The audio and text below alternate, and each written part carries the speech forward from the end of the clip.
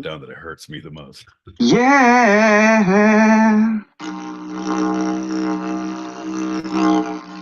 I'm a fact finder and I'll remind you, believe when I say I researched this all day, but we are two-sided pod. You need to rebut all I say with all of your ragings. Tell me why I got red hair and ginger pubes. Tell me why you bitch and moan, it's all you do. Now it's time to get drunk and go on stereo. That's the two-sided way.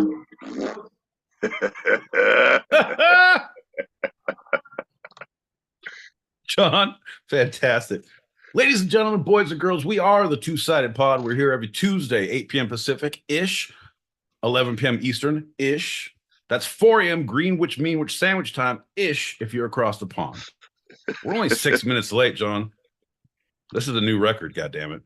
I know. It beat last week's with 8 minutes. Holy crap. Right? You can't beat this. You can't write this. This shit is...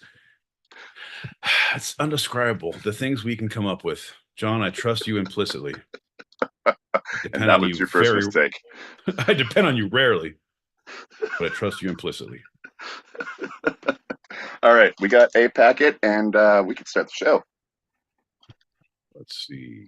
All right, there's that. Perfect. Pop this last one.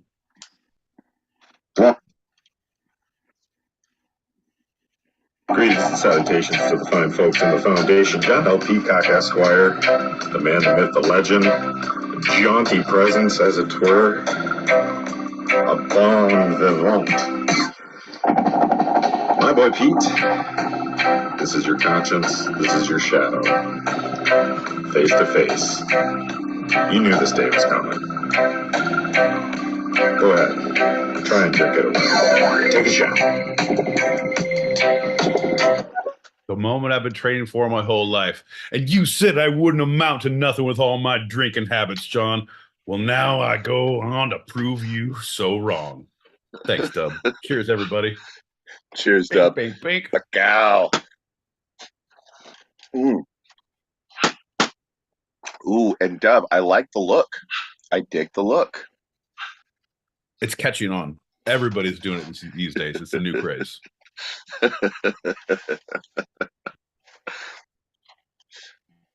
Cheers, cheers, cheers for beers. And, well, howdy. Here we go.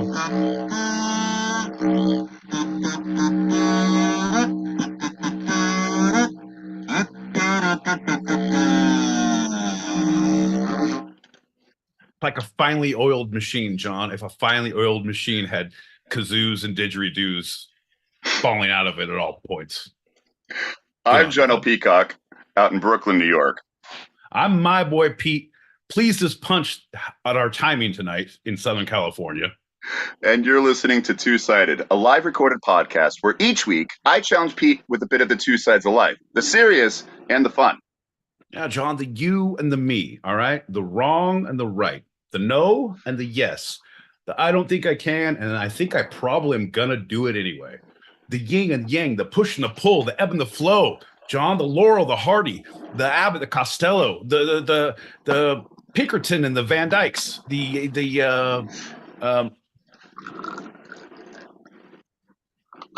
Clampetts and the bankers who live next door. John, fuck. That hat builds in the McCoys, my friend. There it is. Hat builds in Jesus the McCoys. Christ. That's the one. Clampetts and the fuck. Little John, Robin Hood, running through the forest. Nope, wrong thing. Shit. Nope, that's not it either.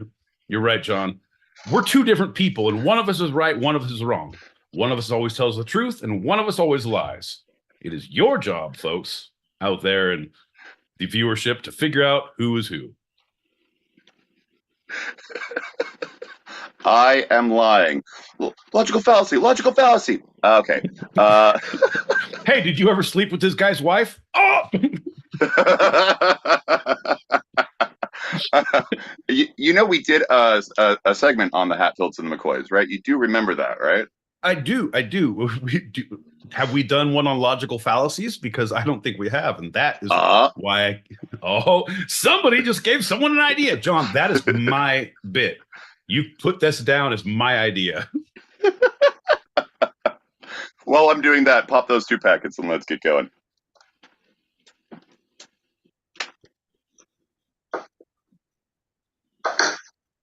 Okay, so Dubs, what you need to do is research. There's a program on BBC Two, sometimes it goes on to BBC One, and it's called QI, and it stands for Quite Intelligent, and it's got basically the same music that you just played. Not quite the same, but of it, like a variant of it. Do your research, because I swear to God, that just slapped. It brought bad memories. That's awesome. Now I want to watch. QI. That's awesome.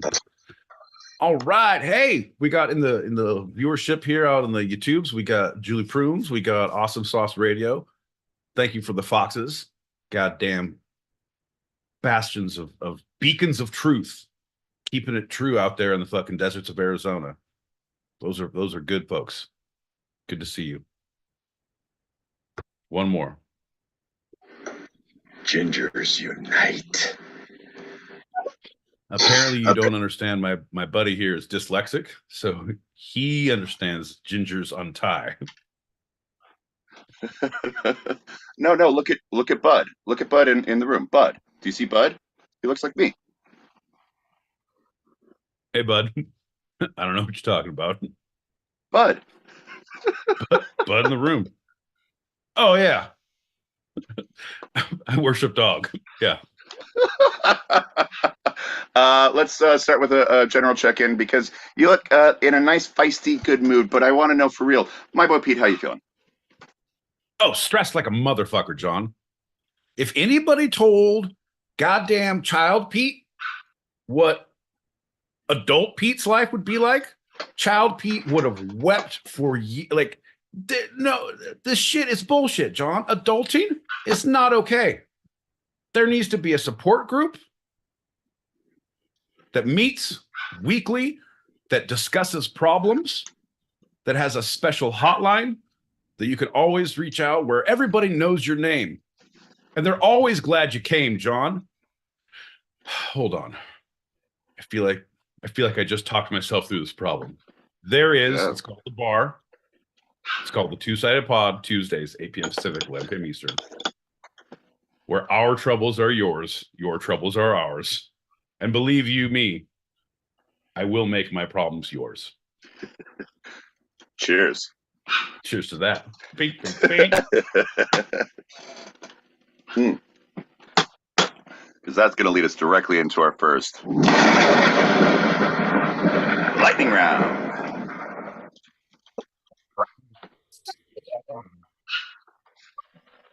Yeah. Ooh, what's up, John L. Peacock? What's up, my boy Pete? What up, lightning round guy? How you doing? Well, pretty good, man. It's good to see you guys. It's good to hear from you. How's it been going? It's been a slow week for me. Everything's been fine. Don't ask me any questions. I will tell you no lies. Was that too much? Oh, sorry. It's your turn to talk. I forget the social norms sometimes. Back to you, John, in the studio. Where you're standing right beside me, man. You're standing right beside me. But I'm feeling good. I'm feeling good. I'm looking good. I'm on an uptick. Yeah. You look good, man. Your hair looks good. Your shirt looks good. I was like, oh man, he's wearing a t-shirt. Thank God it has buttons and he can keep it open. Keep it up, bud. Keep it up. You're right. Thank you. There we go. It's about time. I appreciate it, man. You're looking out for me. All right. Well, you guys have a good show. I'll be here if you need me. Thanks, Bye. buddy.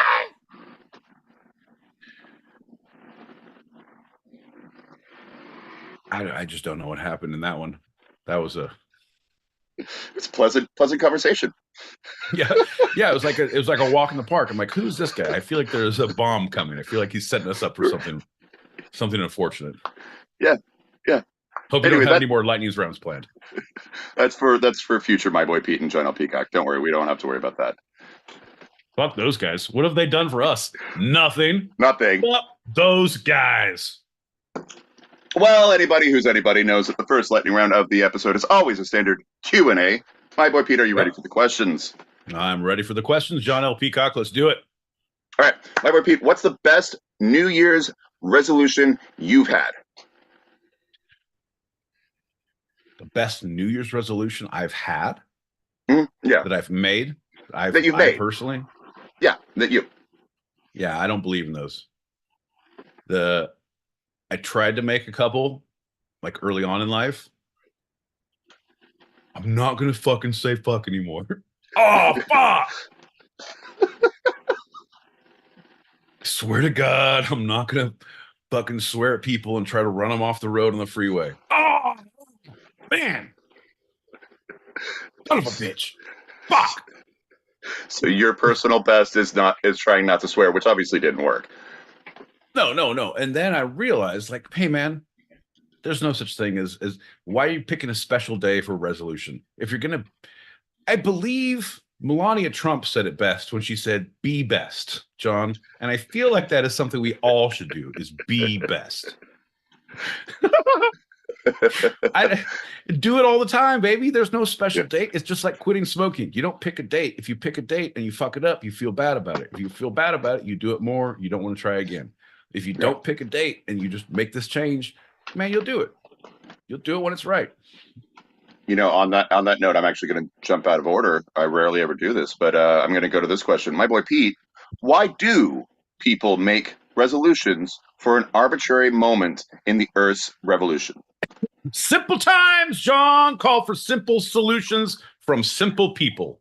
John, because it's too difficult to make a life change, it's much easier to say, I'm going to do this thing. Fucking sober October. Sober-ish October-ish, right? Sober January. That is a new one, right? Yeah. Right. No jerk January. Right? All these special things. I don't know what people come up with these days, John. But I say if you need to abstain from something, maybe you should abstain from it all the time. If you need to cut back on it, everything is good in small doses. Moderation. No. Arsenic, small doses. Right? Smell this, John. Iocane powder. Odorless, tasteless, deadly. I have spent the last 25 years of my life building up a tolerance to stupidity. Iocane powder. All right, simple times for simple decisions from simple people. I you know what? I'm gonna have to agree with that one. My boy Pete. Next question. What of these resolutions from other people, even though you don't believe in it, what's the best one you've heard ever? So from someone else, or just for like, you know, you read it or something, whatever. What's the best one ever? I don't know what you mean by best one ever. In what context, John? Because what resolutions are like? Are they actual things that people hold to and they make a life change, or is it things that people say and then fuck up and it's hilarious later? Like, what are we going for? Because think of the person I'm asking, and think of the person who this is coming from, and make your own decision on that one. Fair enough, John. Now that I see the players in play, I retract my previous question. John, I swear to God, I'm going to stop doing drugs. Fucking random people. I can count 5 friends just without even thinking. That is the fucking. This is the last one, man. It's New Year's Eve, bro. I know I got to fucking 12. It's You're 11. An idiot. You're never gonna make it, bro. You're never gonna make it. Just give me one last one for the road. You're never gonna make it. Yeah. Poor bastards. On the flip note, what is the worst New Year's resolution of all time?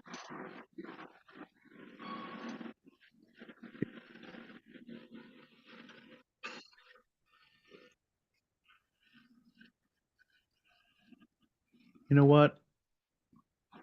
I think the worst one is I think I'm going to spend more time with my family at home.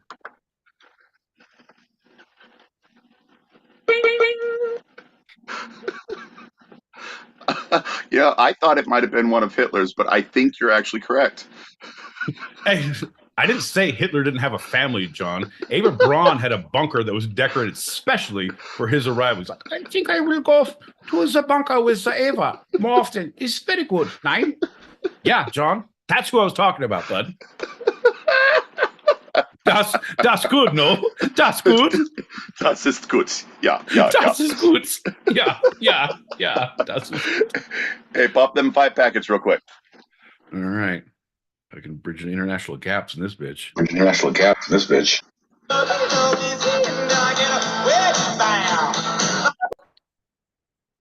All name names. At this point, I'll point fingers, too. I will goddamn throw smoke signals. I'll send a carrier pigeon. I don't know who that guy was, but he sounded pretty logical, well-informed.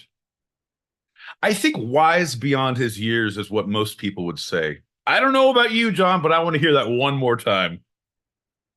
All name names. At this point, I'll point fingers, too. I will goddamn throw smoke signals. I'll send a carrier pigeon. No notes, John. No notes.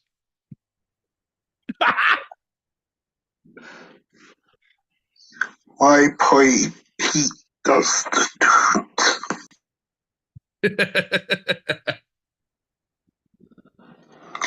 My boy Pete does the toot. He does. It's true. I feel the worst resolution. New Year's resolution. I was going to say revolution. No, I think the worst resolution has to be I'm going to lose weight. Oh my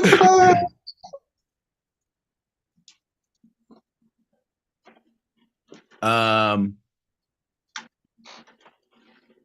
Worst revolution? French. Best revolution? The one that wasn't televised. That is 100% correct, and you get double points for both answers. Fuck yeah! I knew that Max Headroom knowledge would come in handy someday. Woo!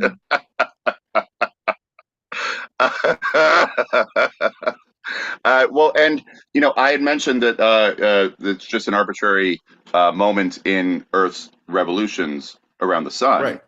But I wouldn't say that's either the best or the worst revolution that we're dealing with. Earth's revolutions. Oh no, not by a long shot. No, I think there's. I think as far as the whole spectrum goes of where you are on the scale, your acids to your bases, I think we can get much more aggressively horrible and improvedly better. Yeah, it's all about that base, no acid. I know. Yeah. Well, and no treble. Oh, no treble at all. Let's have a shot and get into our first segment. John L. Peacock, are you trying to get me drunk? Well, I do declare, sir. I do declare. Cheers, motherfucker. Bink, bink, bink. The cow. Mm-hmm. Mm. So, speaking of Earth's revolutions, we are going to talk about New Year's, the Lunar New Year. Oh, you're the dragon, John. You're the dragon. Right. That's right, baby. Big fan of the Chinese New Year's. The big fan of Lunar New Year's. Big fan of the envelopes they give. Big fan of the things they do to celebrate. John, I can't wait. I have some firsthand knowledge on this shit. but That sounds- I can't wait, John. Let's start with a little foundation and history, and then let's get into your stuff. No, by all means, like I want you to prod the pot, but yeah, the Chinese New Year is one of my favorites. So it's interchangeably, especially here in the United States, the Lunar New Year and the Chinese New Year. It's celebrated in China, in many parts across the world, locally.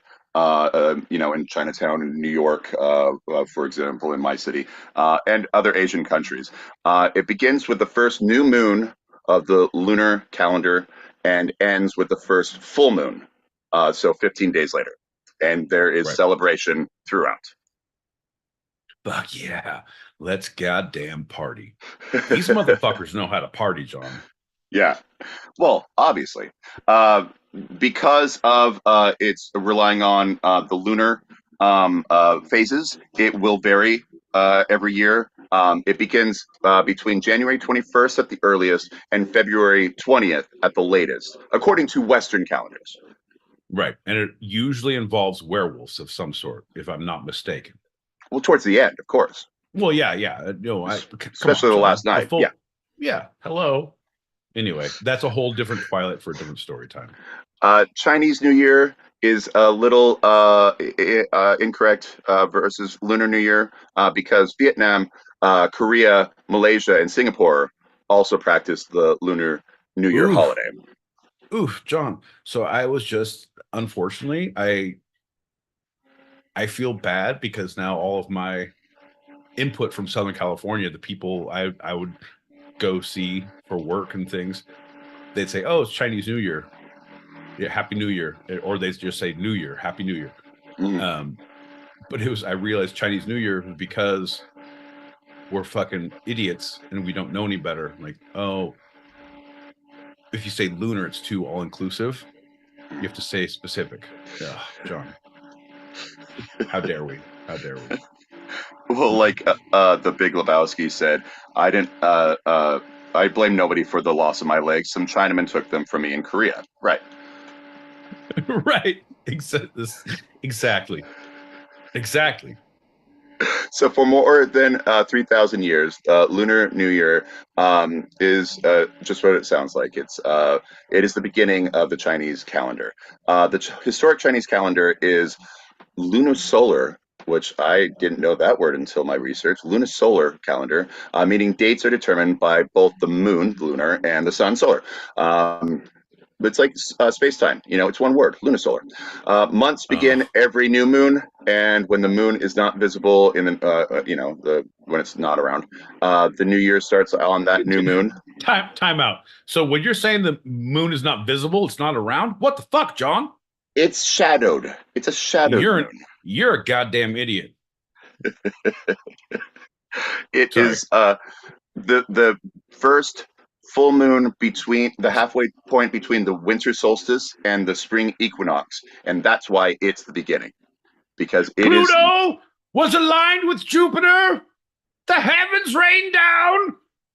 Cats were aligned with dogs, lambs with lions. The Ides of March are upon us.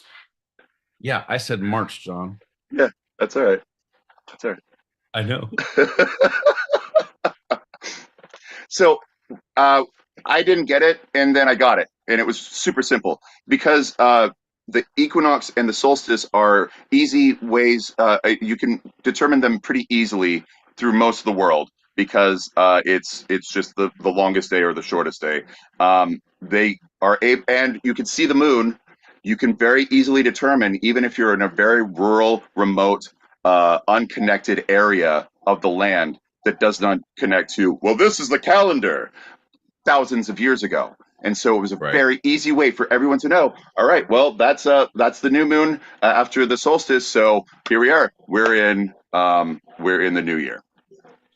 Right, but could you still sacrifice virgins? Back then, oh yeah. Oh, they did.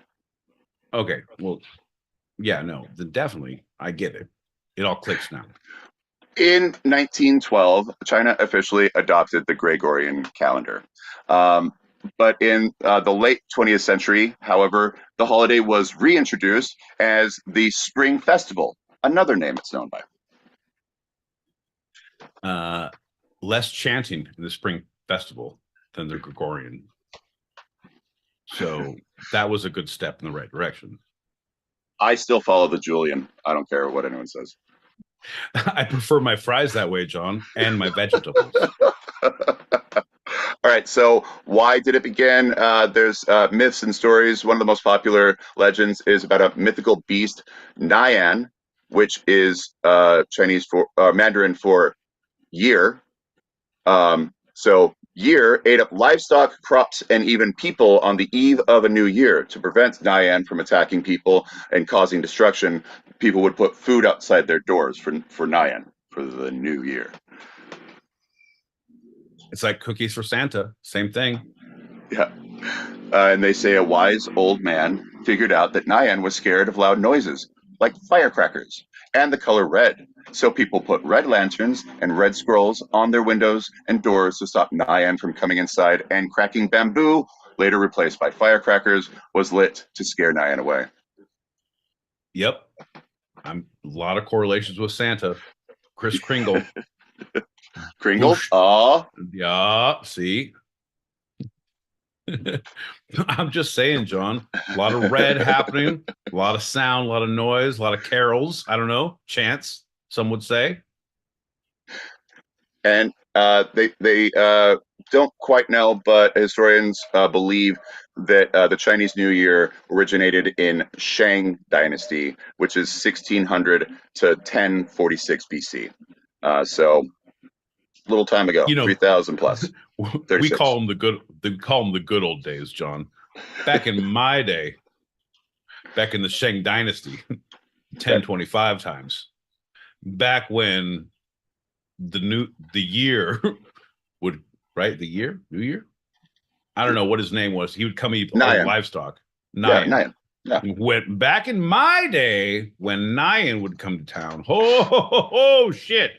You kids don't know how good you got it. Nyan doesn't even come to your fucking villages. This is bullshit. John. You know the rest of the words. Sing along. I'll hum a few bars. John, if I had a nickel for every time Nyan ate one of my cows, John, I'd be a rich, rich farmer. But I don't, and I haven't. So I won't, and I won't. John, 2, 3, 4, you're up next. Well, back in our day, we didn't have firecrackers to scare them away. We had just bamboo sticks to crinkle. Some would call them Kringles. Old Saint Nick showing his goddamn bearded face again, John. I knew Santa would show his ugly mug in this podcast. Saint Nyan. John. Okay. All right. So that's a little bit of the history. I have some of what happens on the different days, but now is where I want you to step in. Because I have seen it only from afar. I have not participated in direct celebrations, and I'd like to hear what you've experienced. So I worked for right out of college. I worked for an electronic company doing trainings and doing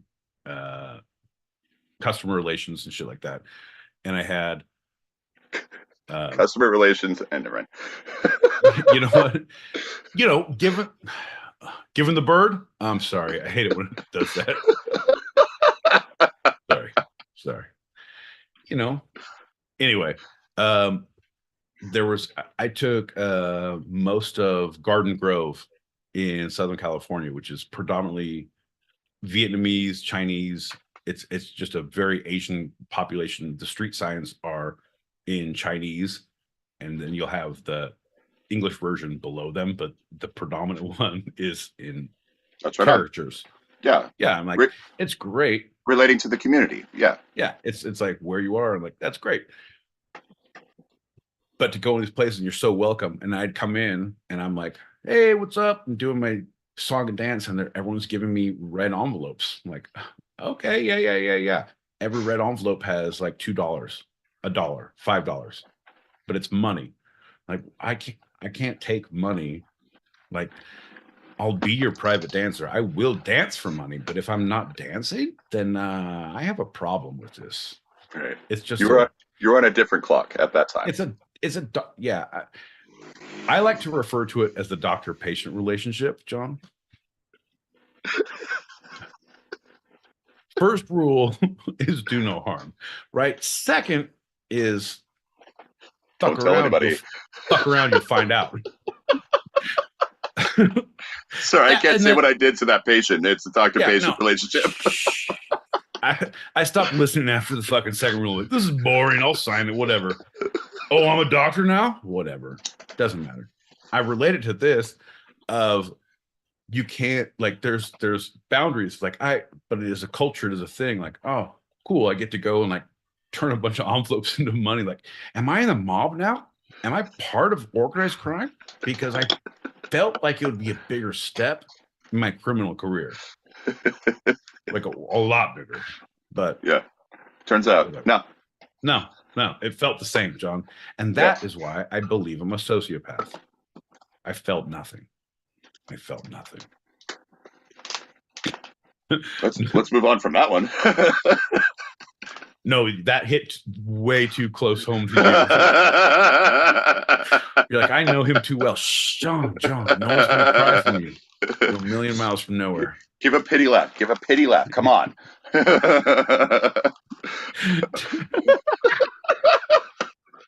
The jokes I'm gonna make are so dark, I can't even go there now. Like, no, I gotta stop. You're right. Let's stop there.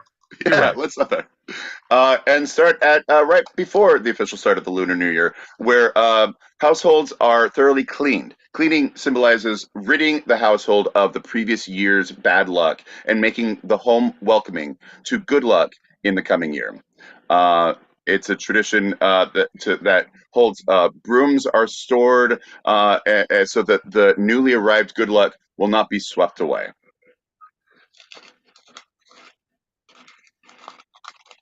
Throughout the festival, so they allow the good luck in, even if it includes sand and dirt and schmutz on the ground. I like that a lot, and that is why I keep all the brooms in my house around all year long at all times, just so that any schmutz can be swept away if one chooses to do so. It's not for me to say you shouldn't sweep. I just provide the tools. And as you mentioned, red's a huge thing, and it starts in the preparation. In the days or even weeks leading up to the Lunar New Year is when the communities decorate with red. Fresh red paint on the doors of businesses and homes, cut out decorations, red lanterns, red envelopes. Red's the color of joy and good fortune in Chinese cultures and is most strongly associated with New Year celebrations. Yeah, you go to Chinatown in New York or wherever in your neighborhood, you'll see there's just everywhere the lanterns, they're strung up everywhere.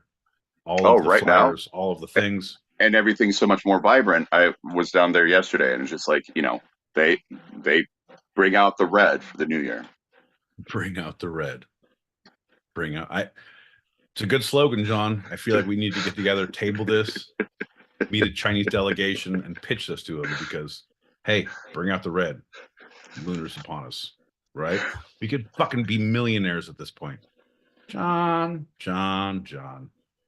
Just put me in front of a council, an alderman, a chieftain of some sort. Not the well, no, put me in front of the chieftains. I'd love that audience, but. Reunion dinners with families is another major thing. It's to gather and celebrate the hopes for the new year. I think that's a bit of a crossover, right? Yeah, that's like Thanksgiving. Hey, I hope you're not such an asshole next year, motherfucker. That's our Thanksgiving hopes. No, thank you. And then the 15 days of festival celebration occurs. Most common celebrations are parties, firecrackers, the lion dance, familiar to Western audiences, seen in, that's actually one I've seen. And in the first days of the Lunar New Year, younger family members may begin to receive bright red envelopes full of money, and so they give it to their children. My boy Pete. Yeah. No. Every single person who was a vendor, so they had vendor presents lined up, and you'd come in and like you'd talk to the owner, you talk to the manager, and start talking. Like they'd send someone off to go get like whoever was there. Oh, don't, what the fuck? And they'd come back like, here's your thing. And it is for children, but it is for welcome to the culture. Unmarried adults. There you go. Yeah. So, Shit, were you married John, at the time? No, they knew that about me. They knew that about me. They were trying to fix me up with a couple of people too. Like, I would break your culture in a heartbeat. I don't think you need this in your lives. Yeah. I promise you, I'm a good time, but I will bring shame to your family doorstep. Also, I ate all of Naya's food on the doorstep. Naya wants some cigarettes and some weed on the doorstep next time. Well, I hope you never visited these businesses on the third day of the Lunar New Year, because it's often quieter and more somber, because it's considered bad luck to visit friends or family or to play host to visitors yourself. I'm 99% sure that most of my place is closed. That would make sense. Yeah. Because that's kind of playing host if you are a business and you bring in customers, right? Yeah. It's to honor the deceased relatives by visiting graves or lighting incense or paper offerings in memory of the loved ones. Can you do that in remembrance of people you hope will die this year? Only if you love them. I'm asking for a friend who does this show, but only if you love me, Pete.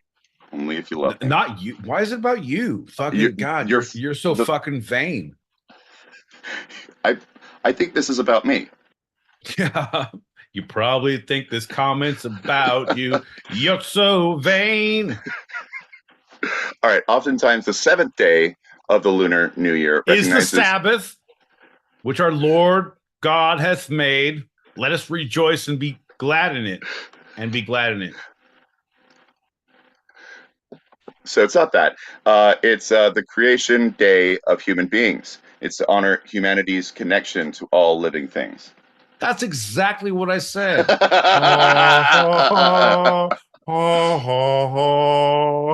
Hey, I'm the Holy Spirit. I'm going to get your lady pregnant.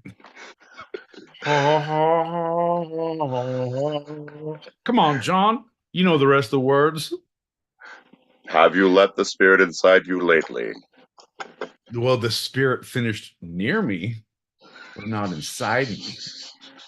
On the ninth day of the Lunar New Year, it's recognized as the birthday of the Jade Emperor, the ruler of heaven in the Taoist belief. I can't believe they said my name.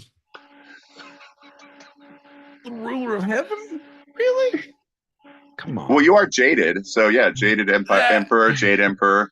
You're so jaded. You're so jaded. You probably think heaven's about you. Emperor, don't you? I was like, yeah, everything you're saying is the truth. I'm in. The beautiful Lantern Festival signals a close to the Lunar New Year Festival. The paper lanterns light the way for lion dances and all-day parades and festivals. For us, it's this Sunday, and I'm excited for it. The bright lights of the Lantern Festival celebrate the first full moon after the Lunar New Year. It only happens in New York, though. The color lanterns displayed outdoors. Oh, really? So it's fucking culturally appropriate? So temples. It only happens in New York? You fuck? Is that it? I'm going to go to You can't even see it if you don't believe in New York. I don't believe in New York, John. I've never seen it, and I don't think it exists. What now? I'm going to go to the Queens Chinatown Festival because it's so much bigger. So they're associated with guiding lost souls home and were originally created by monks to honor Buddha. I can promise you that Buddha did not want this festival. Folks, if I know Buddha, and I'm pretty sure I do, he wanted for nothing. And this festival is at the top of the I don't want things list. So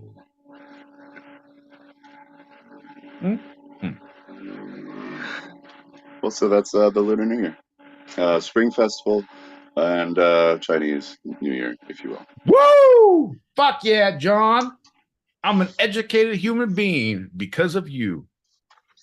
I feel like I can go on Jeopardy, fuck shit up right now. Like, you guys, I know you're all in the same boat. No, I was John. so hoping you got John. debaucherous with a couple of friends who brought you into the Chinese New Year. It was just the envelopes because you're a child. Here's the deal. Unmarried child. Here's the deal. You fucking dumb baby.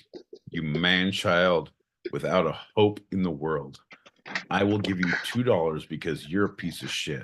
But John, what I need you to know is that I'm in the same boat with the listenership. I am right here learning at the feet of the master. John, the things we became aware of because of you, stunning. Just fucking downright gobsmacked.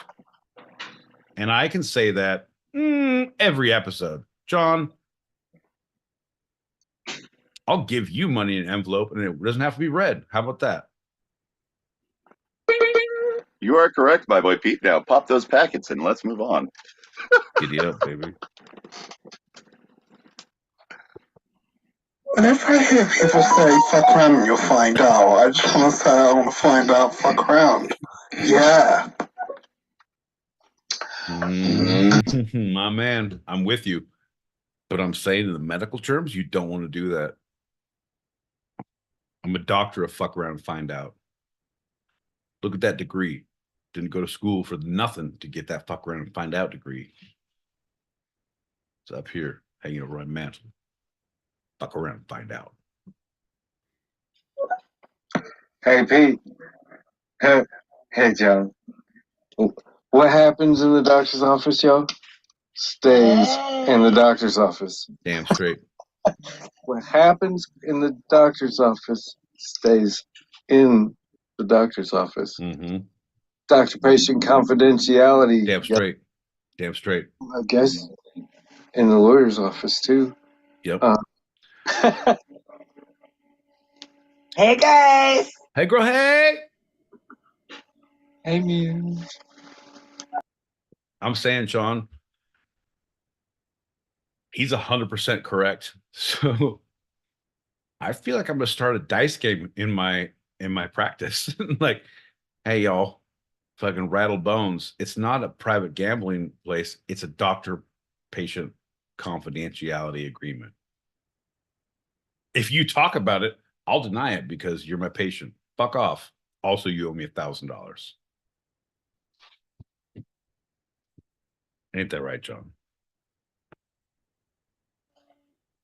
That's a 2 message, John. Ready for you, bud. Look at him. He's so happy to be here.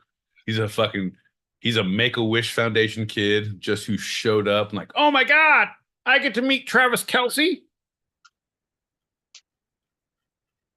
Shut your goddamn mouth. Ladies and gentlemen, boys and girls, children of all ages, we are the Two-Sided Pod. We're here every Tuesday, 8 p.m. Pacific, 11 p.m. Eastern. It's 4 a.m. Greenwich, Meanwich sandwich time if you're across the pond. Right now, we're going to bring to you one of our favorite people in the entire world. God damn it, it's delicious. Hold on to your butts, folks. Are you supposed to make New Year's resolutions for the new year? You know, the year of the dragon. That thing that comes around every 12 years or so. That's what I'm saying. So I've started my own New Year's resolution. Get it. The dragon. Tell me. That is to leave the house with my favorite theme song. Yep. Bitch, get out the way. Oh.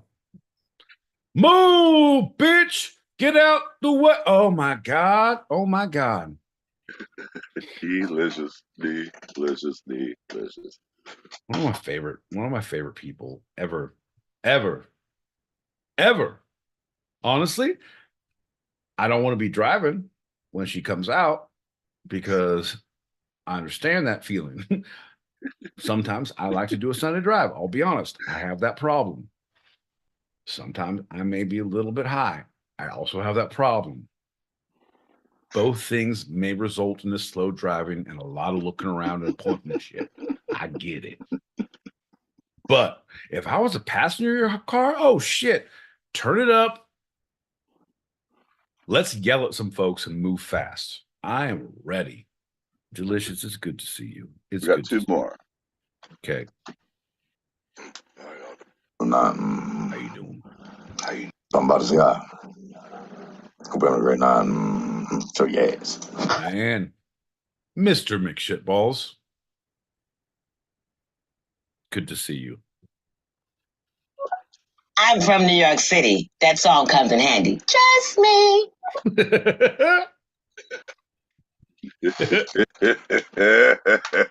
I'm saying, I couldn't imagine, John, coming to like owning a car in New York. I couldn't, just for the parking, just that alone would drive me nuts. Just fucking that, like, oh, you drove somewhere. Good luck finding, like, motherfucker. Now I got to park. Oh, you're going home. Good luck finding a spot. Oh no, you just put on your fucking double park and do your thing as you move your shit in. Like, what? What? No. No, man. No. My whole thing, John, I need to get enough money to get a personal driver, an assistant. Well, shit, if I'm making that much money, I need a cook and a sometimes they like to be called manservants. Sometimes like they like to be called cabana boys. I don't know what's appropriate at this point. I need someone who's fucking handling shit in the house. I need someone who's handling shit outside of the house. I need a driver and a cook. And at that point, John, I'll live in New York. I'll do it. But until then, no, motherfucker, no. And it was like, I'll drive you around. No, motherfucker, I don't need you driving me around, right? I don't need that in my life. No one needs that. Like, that'll stress everybody out.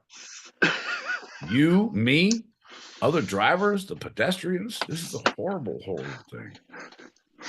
Well, you know, they say spread love, it's the Brooklyn way, but in Manhattan, it's all about get out the way. Get out the way. I don't know, man.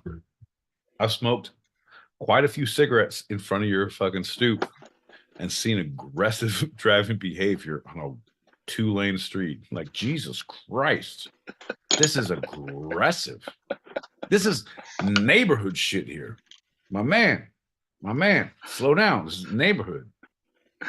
We're to be on like that. Well, speaking of aggressive, it's time for our next lightning round. It's time to get down. Come on. Yeah. Woo! Double effect, motherfuckers. What up, lightning round guy? How you doing? What's up, John L. Peacock? What's up, my boy Pete? What's up, lightning guy? How you doing? Oh man, I'm good.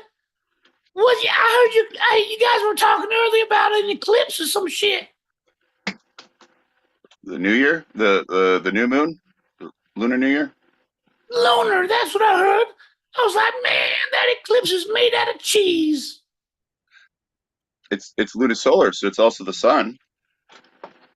Oh, that cheese is melted. I don't want nothing to do with that cheese now. You ever had a raclette? Well, it's delicious. Raclette? Oh, no, I've had a Ricola. Because if you think yellow like this all the time doesn't hurt one's vocal cords, motherfucker, you got nothing coming. Woo! Ricola! Go rest those cords, lightning round guy. We'll see you in the green room. Man. Giddy up, I'll make some changes. Good luck. I think he's working on a solid 5. I think he's doing a lot of heavy lifting, John. This fucking guy, right? You just when you count him out, this fucking guy comes back stupider and more non-sequential than you'll ever imagine. A real sight to behold, my friend. A real sight to behold. Well, this lightning round segment is one of your favorites, Ed Mind. That's right. It's movie summaries and reviews. Oh, yeah. Yeah, baby. Now I get to goddamn defend my title. All right, folks, listen up. This is how this game works, right? John L. Peacock reads the title of a movie. I get to give a description of said movie and my take on it, if I liked it or did not like it, if I will recommend it or if I won't, because all of those things matter, right? And your job is to then ask yourself, did he see it and should I see it? Or did he not and should I not? Well, that is a question that we will all answer in this next segment called Movie Summary and Review. Thank God you did that echo effect, man. I was dreading having to do it myself. Good job. Right. So those on listening live, either on the YouTube or on the stereo streets, when my boy Pete gives a response for each movie title, and he will always, you have to chime in and say, is he lying? Is he telling the truth? Has he seen it or has he not? And so far, my boy Pete is the undefeated, undisputed champion of this segment. He has come close, but has never been defeated. Are you not entertained? You fox! Sorry. That was aggressive. Mea culpa. Let's do a shot. And here's to everybody. Bink, bink. You are welcome for listening. Woo!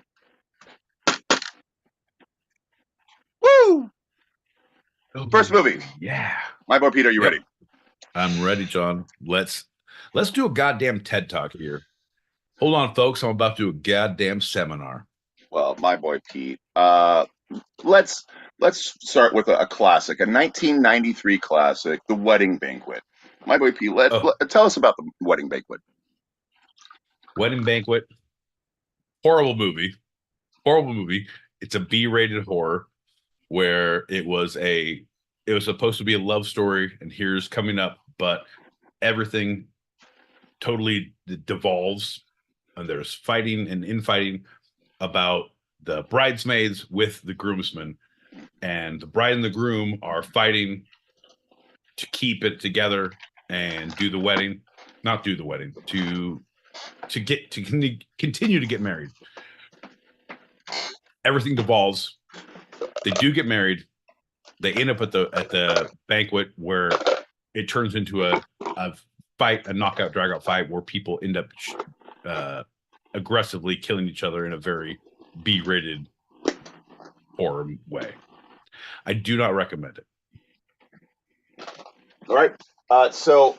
Quick addendum. For those on the YouTubes, you can chime in whenever. For those who are on the stereo streets, I would say there are 4 movies. There are always 4 movies in this segment. Let us know at the end so you can say truth, false, truth, or whatever, all in one, and it will streamline everything. My boy Pete, the next movie is that CGI gem that everyone knows from 2000. That's right, Crouching Tiger, Hidden Dragon. John, that horrible Ang Lee film. Lots of great CGI. Jet Li was our main star. Honestly, I've watched a few times. I don't 100% know the premise because it's very difficult to follow, and it's not difficult enough to follow that you don't care enough because it has really great fight scenes. But if you're gonna say that, is it good, is it bad? I'm like, I would say bad. I would say don't waste your time. I would say watch at minute 37. I would say watch at minute 56 and an hour and 10. All right. But that's the first fighting scene when they're in the fucking school thing, and the second one they're in the trees. Right. But no, No, don't watch it. It's not worth. It's not great. It was up for Academy Award, but no, don't do it. Well, let's move more into the 2000s. Into 2007, that controversial film Lust, Caution. Lust, Caution from 2007. Less caution. Yes. Lust, Lust, Lust, Caution. Are you sure it's not less semicolon caution? Because I'm pretty sure when I watched it, it had a colon or a semicolon. Might have been lost in translation. Hold on. No, it's comma. No. It's comma. The word comma or the actual comma? The comma. Okay, so it must have changed because they realized that a semicolon was not doing the work that it needed to do. It was. Listen, I'm not admitting that I've made a mistake in my transcribing, but right. I don't know. You might have seen something with Lust, semicolon, Caution. No, 2007. 100% I did. It was basically another ripoff of The Neighbor, The Girl Next Door, Summer Break. It was here's guy meets girl, and I believe it was a grocery store, somewhere innocuous, somewhere bullshit. They have this like romantic encounter. They end up at a bar. Not end up. They meet up again at a bar, and it goes further, and it turns out she's a psycho. It's Fatal Attraction all over again, but in a new sense, a new romance. But no, it's bullshit. It is not good. It is not good. I highly do not recommend seeing that. All right. Semicolon, do not see that. So that's the 27. We're gonna end on my personal favorite of the ones that I brought to you today, the 2012 Life of Pi. 2012's Life of Pi. Right. What you want me to say, because there was the Life with Pi, there was the adult version, and it was about a baker who gets his crust super crystallized. But Life of Pi is about based on a great book, which was made into a movie, was not as good. About a boy who's on a life raft and ends up in the ocean with a tiger, and how he survives with the other animals and the tiger, and like is the tiger going to eat him, and the relationship and the bond they make moving forward. I say yes, it is an interesting look at the human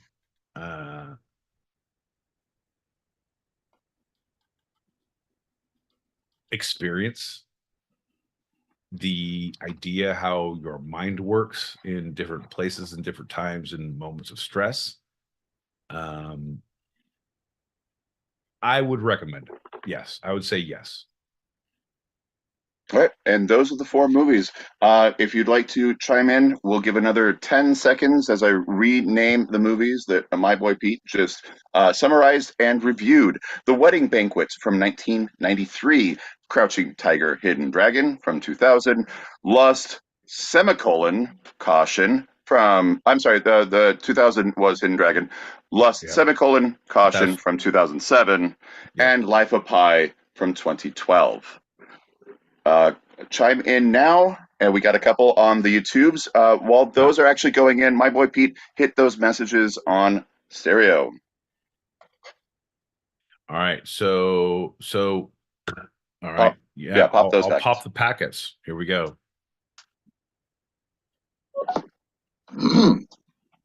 Did my boy Pete just say it was a B-rated horror? Well, I love horrors, especially those B-rated horrors. I give it up a lot easier.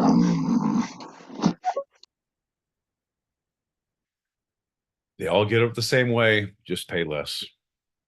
The heart-stopping action in the next exciting episode of Dragon Ball Z. Meanwhile, back at the Hall of Justice. Have either of you lovely gentlemen seen the program Hit Monkey? Let's see, you are stateside, so I think it's on Hulu, but over here it's on Disney Plus. And dare I say it, fucking bomb. If you're into like anime and you're into that, Yep. pretty much, and it's just Christmas or hell. Think kind of like Deadpool, but like Hitman. Yep. Like Hitman Monkey. Fucking amazing. It's unbelievable. It's great. And I can't believe it's on Disney Plus over there. Fucking Disney's fucking up when it comes to UK. That ain't children's shit. Disney over here, all children's shit. Fucking Bob Eisner, you're fucking up. What? You're the last one. Bob Eisner, you're the only one who made it right. Now that you're gone, it's all fucked up. Ain't that right, John? Yeah. All right. No, yes, no, and yes. I think the first one was too girly. Although I think my boy Pete might like that. The second one was a fight movie. I mean, you know, karate and you know the mouth. I fucks karate shit up. All the guys talking until like 2 seconds later. Yep. That's cool. Yep. The third one, he was thinking semicolon, but it was just colon. I think he was watching the wrong kind of movie. And then the last one, you know, of course, who doesn't want to watch a movie with a badass tiger that eats the kid or doesn't? Who knows? So yes. All right, folks. So it sounds like that is Mona Lisa and Cutting McShitballs are on the same page here. They both say, no, he hasn't. Yes, he has. No, he hasn't. Yes, he has. No to wedding banquet. Yes to tiger. No to lust. Yes to life of pie. Here's the deal, John. One of our favorite people in the world, Mona Lisa, has just said that she has seen all but the first. Oh no, she fucking just changed her. I have seen all but the first. Mm-hmm. Now you went back and looked at the whole thing, right? You saw, oh shit, he said semicolon. He probably has seen it. Oh, he knows now. Right? Look at John. Look at his pen in his fucking hand. Well, we got Jules also saying the lust apostrophe interrobang, comma, whatever is the only one Pete has not seen. So yes to all three, but number 3. So we have another vote there. And I think we're gonna these last 2 are gonna be the final votes, and we are going to reveal the answer. So my boy Pete, pop those last 2 packets. Last 2 packets, popping. Popping, tapping. Whatever, dude. Have you seen? There's one program that I was watching last year, maybe 2 years ago. Time is just a construct. But either way, some time ago I was watching this program, and it's British, so fuck you if you've seen it. But it's called Extraordinary, and it's like extraordinary. Do you get it? Go Extraordinary. on. I'm listening. It's about people that when they're born, when it's their 18th birthday, they randomly get powers. And some of these powers are fucking amazing, and some powers are just yes. power. But either way, just it's like a comedy, but like with superheroes. So I recommend. A second season is coming in about like 14 days. It's gonna be seriously like the beginning of next month. Man. All right. Was me obviously doing some kind of like hardcore metal kind of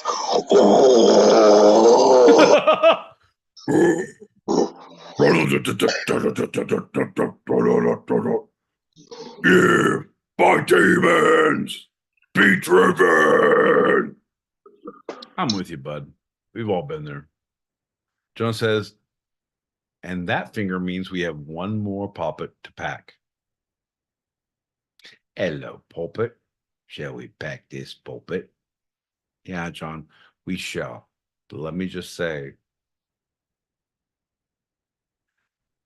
I appreciate you, John. I think you do a lot of good work. I think you're underappreciated, mainly by the staff of this show, right? These guys are fucking assholes. I'm on your side. So I'm gonna pop this one. Hey, Moosey, I think you missed the assignment, bud. Yeah.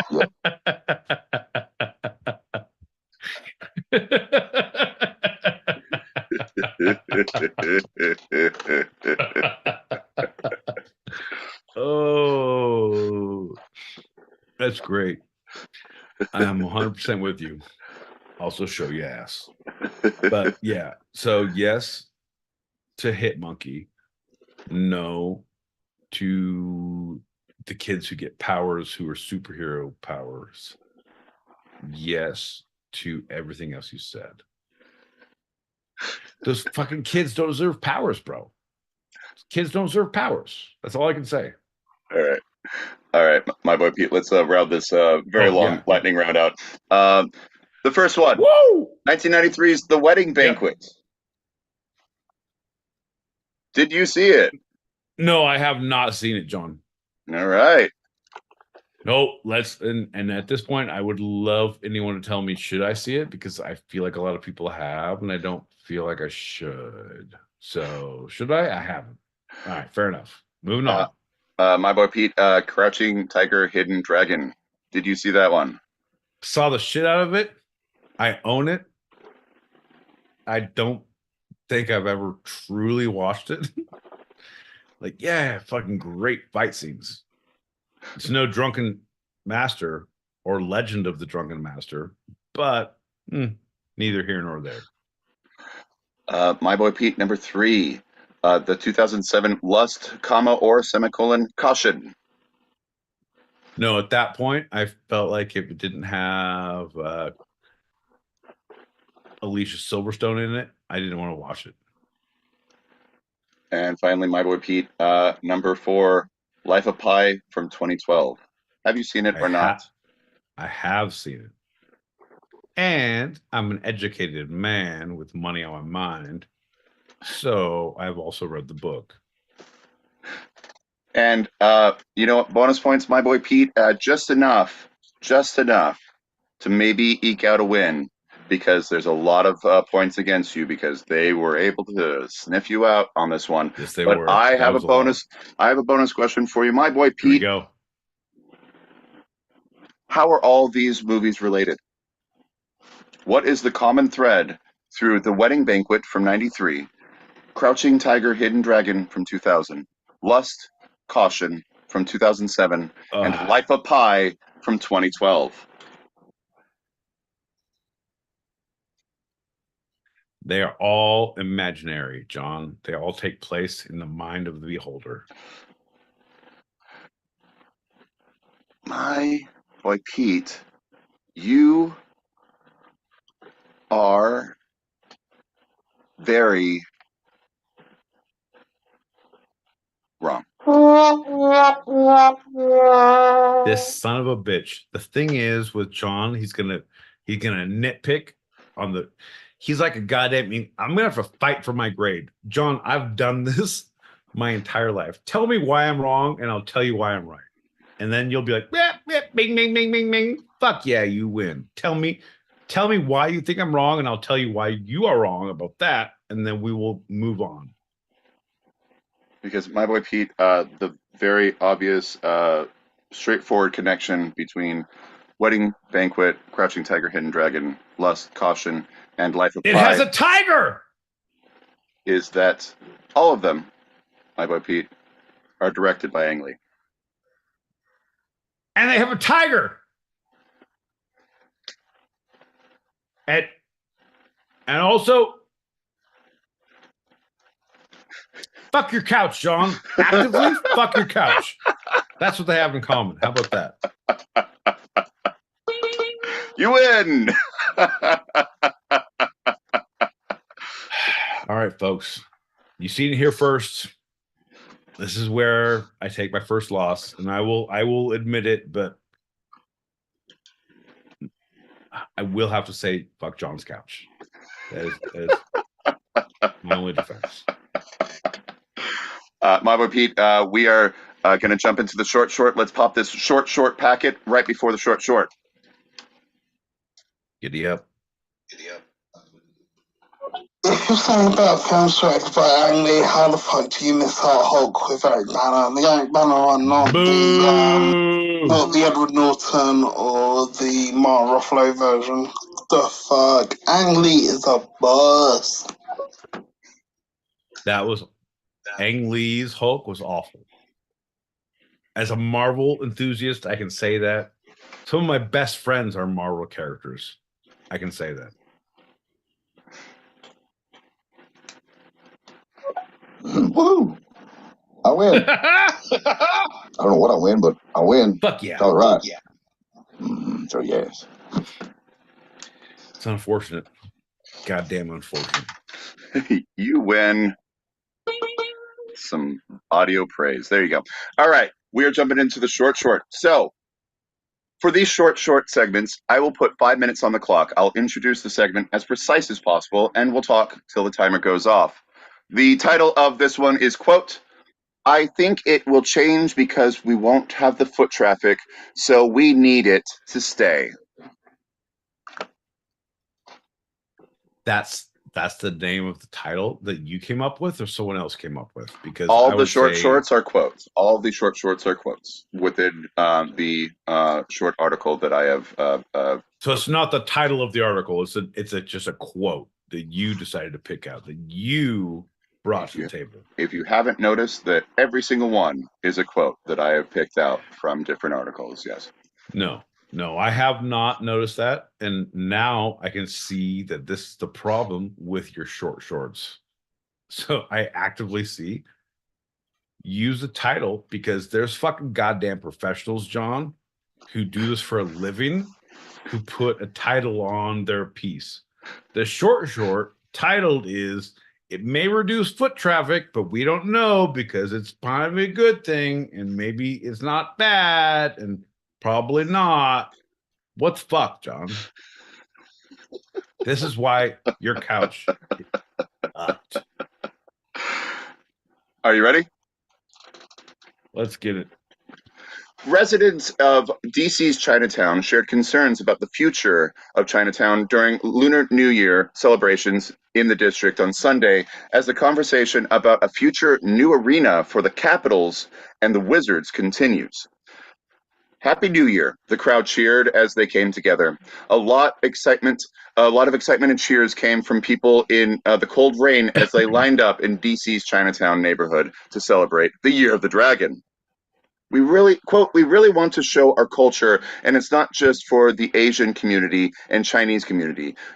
For everyone around, especially in the DC area, performer Brian Yu said. Yu is proud to have the same traditions he grew up with displayed along 6th Street. I love it, Yu said. It brings the family and friends together, and I've been growing up with it. Okay, that's different than the quote you said. I haven't gotten to that quote yet. Yeah, then why do you lead with that and give me this as your first fucking answer to what I'm going to say, John? Are you trying to see if I'm listening? What the fuck is your problem? Jesus H tits, John.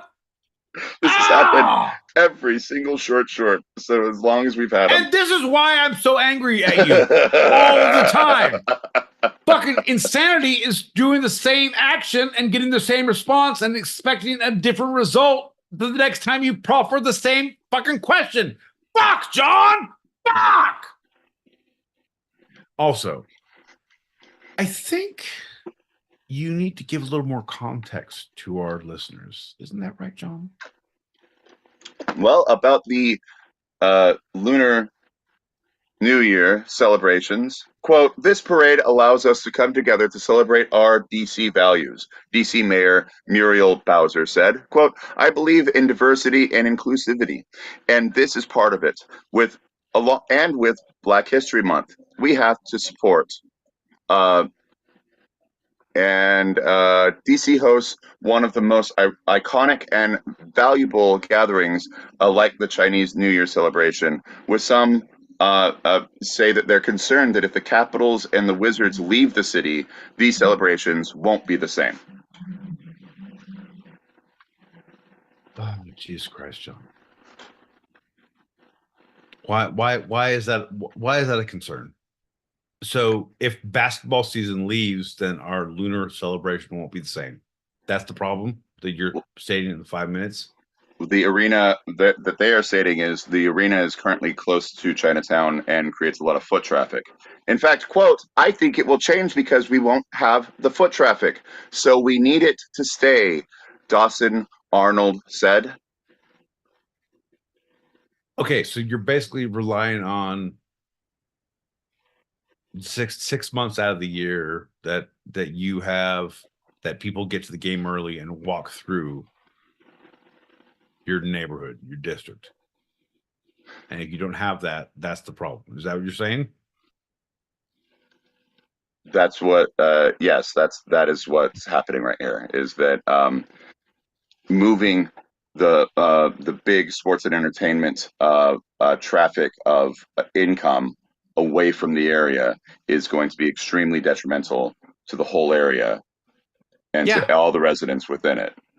Yeah, John. Yeah, that's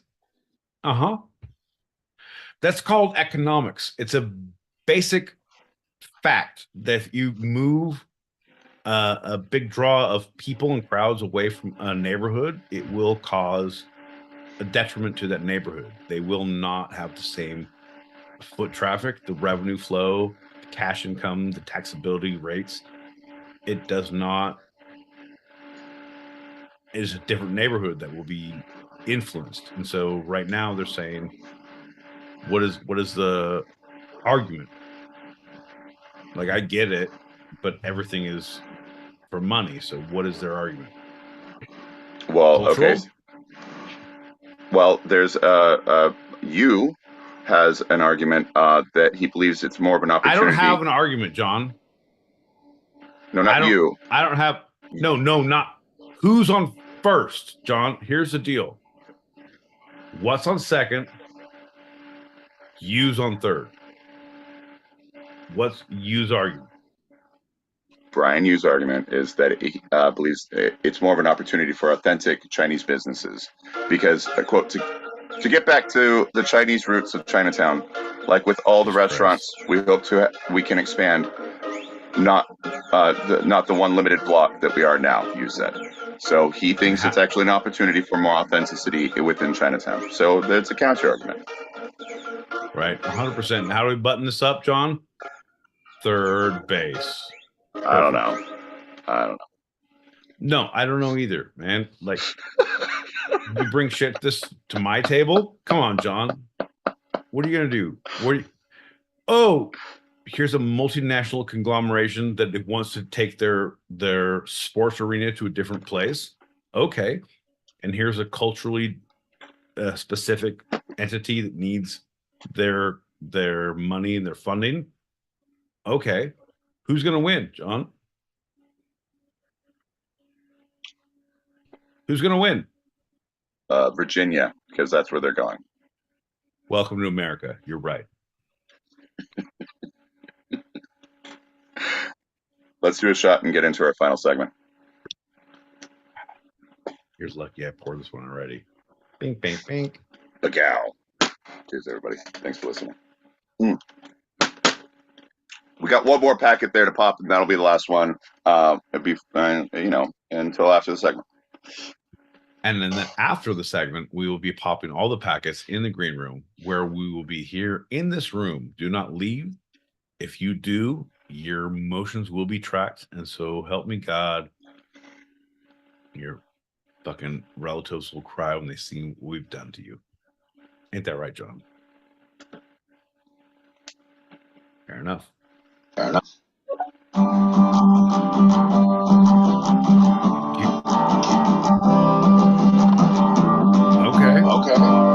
Welcome,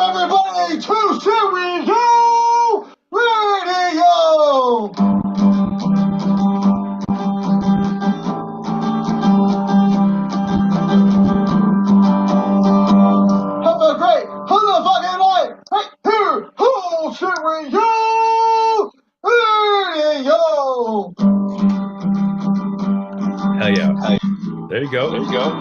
That's what I'm talking about, John. Ready on. You don't get enough fucking G chords, C chords in your life.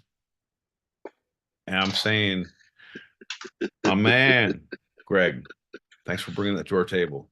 My man. All right, let's have a shot and get into our final segment. We actively just had a shot. John L. Peacock, are you trying to get me drunk again? Jesus Christ. You declare. All right. That's what we have to do. We have to do. Cheers. Bing, bing, Cheers, bing. everybody. Thank you for listening. All right, because we're going to talk about the Lunar New Year. The Lunar New Year, also known in America as the Chinese Lunar New Year. What are you we just talking talked about it. No. Jesus Christ.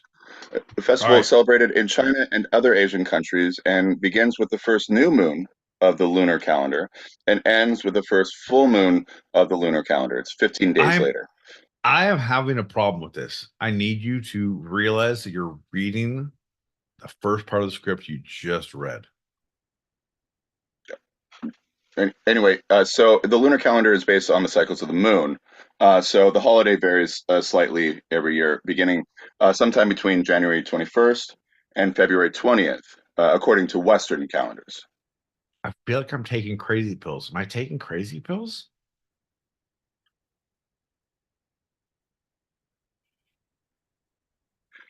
Déjà vu is a somewhat rare occurrence, but you know it when you feel it. Huh. All right, fair enough. If his next sentence involves solstice, I'm going to call fuck you on this, and I'm going to burn the whole goddamn place to the ground. Do not fuck with me, John. As you walk into the second part of a podcast for the very first time, and something familiar clicks in your mind, giving you pause. You've definitely been here before, but you haven't. So what gives? We're going to talk about Déjà vu. Fuck! I can't believe I fell into that. I actively am upset with myself, my own life choices, and what I have become as a person, John. Fuck my couch in this situation. I should have known better. Good on you, bud. Fucking Thanks. did one. You did one. You did one. You did one. Good job. Fuck. Well, no one really knows what's going on with déjà vu for sure. The origin of déjà vu, the word, is French for, quote, already seen. Yeah. Is a sense of familiarity with something entirely new, and it remains hidden somewhere deep in our brains. I got you on this. Could I just say it and then we stop it because I know exactly what it is, and I can stop this whole question and answer game we're playing, fucking cat and mouse bullshit that we need to. Can we get right to the green room and get the fucking finger sandwiches? You don't want to hear about any history of it, what the first mentioning of it scientifically or anything? I do, John. You did so much work to fucking pull one over on me. I guess I'll listen to you now. What do you have to say? Tell me about the goddamn history. All right, so... But then let me give the big reveal of what it is and why we have it. I will. Perfect. Which cuts things in half, so you still get part of your reward. Cuts things in half. Oh, this guy gets it. This guy gets it. All right, so the description of déjà vu experience in patients with epilepsy appears as early as 1888. It was the certain types of oh, am I having something? Epilepsy seem to feel déjà vu more than any other neurological disorder. And thank God that epileptic seizure just passed. John, give me a second. When you fuck up, give me a second to make a joke. Okay. All right, fair enough. Epilepsy be gone. Perfect. During a seizure, neurons misfire, sending mixed messages to different parts of the body. For those patients, déjà vu. And if you guys like epileptic seizures and losses of reality, then you'll love the Two-Sided Pod every Tuesday, 8 p.m. Pacific, 11 p.m. Eastern. That's 4 a.m. Greenwich Mean Sandwich time if you're across the pond. Because who knows? Maybe you do before, maybe not. So these patients specifically, déjà vu is a result of getting the wires crossed. They can undergo brain surgery to stop the seizures, and when they wake up, their world is free of this phenomenon. It just goes away, where they could be having it several times a day before. Fuck no, man. I feel like you're just all right. Hear me out. Hear me out, John. Right? Fucking Spider-Man becomes Spider-Man because he is bit by a spider in a lab on a high school trip. Fucking Peter Parker gets his shit dialed up Spider-Man style because of this fucking lab spider. Yeah? Right? He doesn't say, oh shit, I need to go undergo therapy, retract my spider senses. I believe some people question and say spidey senses, and I'm like, yeah, I don't play the game. I don't fucking deal with that. But all of a sudden, you can see the future, and it's a problem. I can see the fucking future, and I need people to give me shock therapy to make me not see the future. John, I believe there's a Disney movie out for this, and I believe that our friend Muse will tell us what it is. It's only in the UK, though. Oh, right. Yeah, it's fucking right. John. And Australia, mate. Yeah, down under. Right. Yeah, it's fucking superheroes all around. Wombats, we call them. Major reference or any real references of déjà vu didn't really occur until the 1800s, and there's a historian's question of why. Did it just not happen? Is it something that's more a recent evolution in the human brain? Another possibility is that it was a hot topic, and so people didn't talk about it. They just didn't remember back then. That's right. See? Or didn't write. Oh, well, pen to paper, fucking memory to fucking stone. It's a whole thing. Look it up. You'll get it. So there is one historical reference of Ovid that seems like it could be, and then a couple hundred years later, Saint Augustine looked at that and had to rebuke it so much that it seems like both of them were experiencing déjà vu, but there was no name for it, and they both had kind of spiritual wonderings about it. One is reincarnation, and it's been done before, and we're reliving it almost Groundhog Day, but we can't remember everything, and things just pop through. And the other one is, no, these are false memories, and we must not believe them because they're the works of the devil. I mean, both have their place in my mind, John, but I would say I side with Ovid a little more. Same. But come on, it's as we move through the times and the places and the things and the societies that we live in, we have learned, we have gained knowledge, right? And we understand what this is. We understand that matter is only a construct of one's mind. That is why I've spent the last 4 months trying to walk through my wall, John. If matter is not part of us, John, I don't think it should matter to me if I try to walk through it. Isn't that right, John? Well, what is if matter is just a construct of the mind? What is mind, my boy Pete? That doesn't really matter in this equation, does it? Never mind. All right, my boy Pete. Where does Déjà Vu Fucking John come from? How does it happen? It is how does it happen? Because our hemispheres in our brain are divided.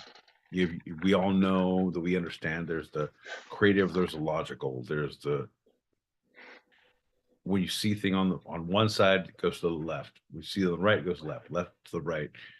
Here's how your brain then constructs these images and processes things differently. If you have a deja vu sense, your brain is not working correctly. You just had some sort of hemorrhage in your brain.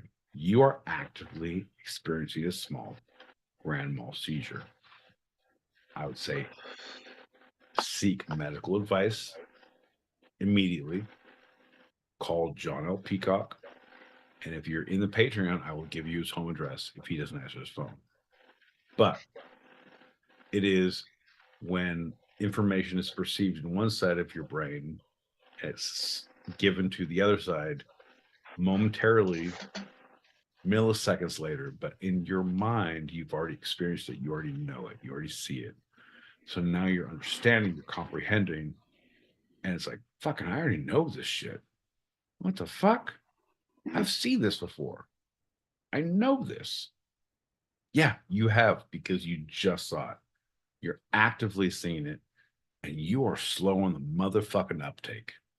You're like a goddamn apple bobber who doesn't even believe in apples. Like, this is a pear-filled vat and an apple. I don't know, John. What I'm saying is you're playing with half a deck. Well, my boy Pete, you are correct. It's called the dual processing theory, and it is the most commonly believed theory as to what causes deja vu. It is where your processing of intake, when you hear a dog bark in the kitchen, you don't only perceive that, but you also smell apple pie cooling on the windowsill, and you are seeing the hallway that you're in right outside the kitchen, and all those things are coming in, and they come into different hemispheres, usually at the same time. Every once in a while, one comes in a little late, and it causes that familiarity of like, this already happened. So Right. yeah, that's called the Like dual processing theory. Yeah, you hear a dog bark. There's a fart in the church. I've smelled this fart before. I know what this is. That's why I don't believe in God anymore. Perfect. And that is how agnostics were born, John. Medulla oblongata. That's right. Yeah, too many teeth. There are other theories. My boy Pete, would you like to hear about them? I would love to hear about them because, John, I have a whole holster full of shit that I'm going to shoot you down with. And I can't wait for you to proffer different explanations. All right. There's also the hologram theory. Hologram, more like hologram. What does that mean, John, in layman's terms? Well, memory is hypothesized to be stored in our brain in the form of holograms, where one fragment is only needed in order to remember the entire picture. So it identifies an ornament in the wall of your friend's house as a thing of the past, but maybe you'll recall it as a thing of the past when you're seeing it for the first time. So it's another mix-up, but it's different from the dual processing, where Jesus it's Christ. basically long-term. Instead of going to short-term memory, the image goes straight to your long-term memory. You're like, this is something from my past. I've definitely seen this before. Right. It's the old Miracle on 34th Street anomaly. It's what would happen if I wasn't here and I've seen it? but I'm not. But I am, but I'm not. No, okay. And it's in your house, John, and it's in your house. Oh, come on, you guys. Is it me? Or is that a little fucking Joe Biden? I'm just saying. Oh, come on. Jeez. The money's at your house, Diane. Oh, in your house, John. Fucking shit. What do you want? No, never mind. Right? What? So yeah, called the hologram, but it's really about the long-term memory and short-term memory, and instead of processing intaking sensations as short-term, which we normally always do, there's one misfire, and suddenly this is a memory for you instead of a sensation. And I'm doing so fucking good this entire show, and then one misfire, and all of a sudden it's in my long-term memory. This is bullshit, John. I was really keeping up to fucking par. Said the memory to its owner. Another theory is divided attention theory. I think you may suffer from this every once in a while. So no, I don't. I think it's just what I do on my free time that makes things difficult to perceive in real time. Oh no. Oh no.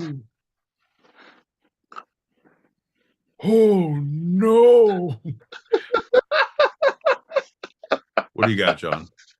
So this is the simultaneous perceptions of a single moment could elicit the déjà vu phenomenon. It's so the brain subliminally takes in a certain aspect of the environment, a particular observation that distracts us, taking all the attention away from the other aspects of the moment we're engaged in. And then when our full attention returns, we get the sensation or vague familiarity or déjà vu that it was observed already because everything went away, but we were still taking it in. We were only focusing on one thing, and then it comes back and we're like, I saw this before seconds ago.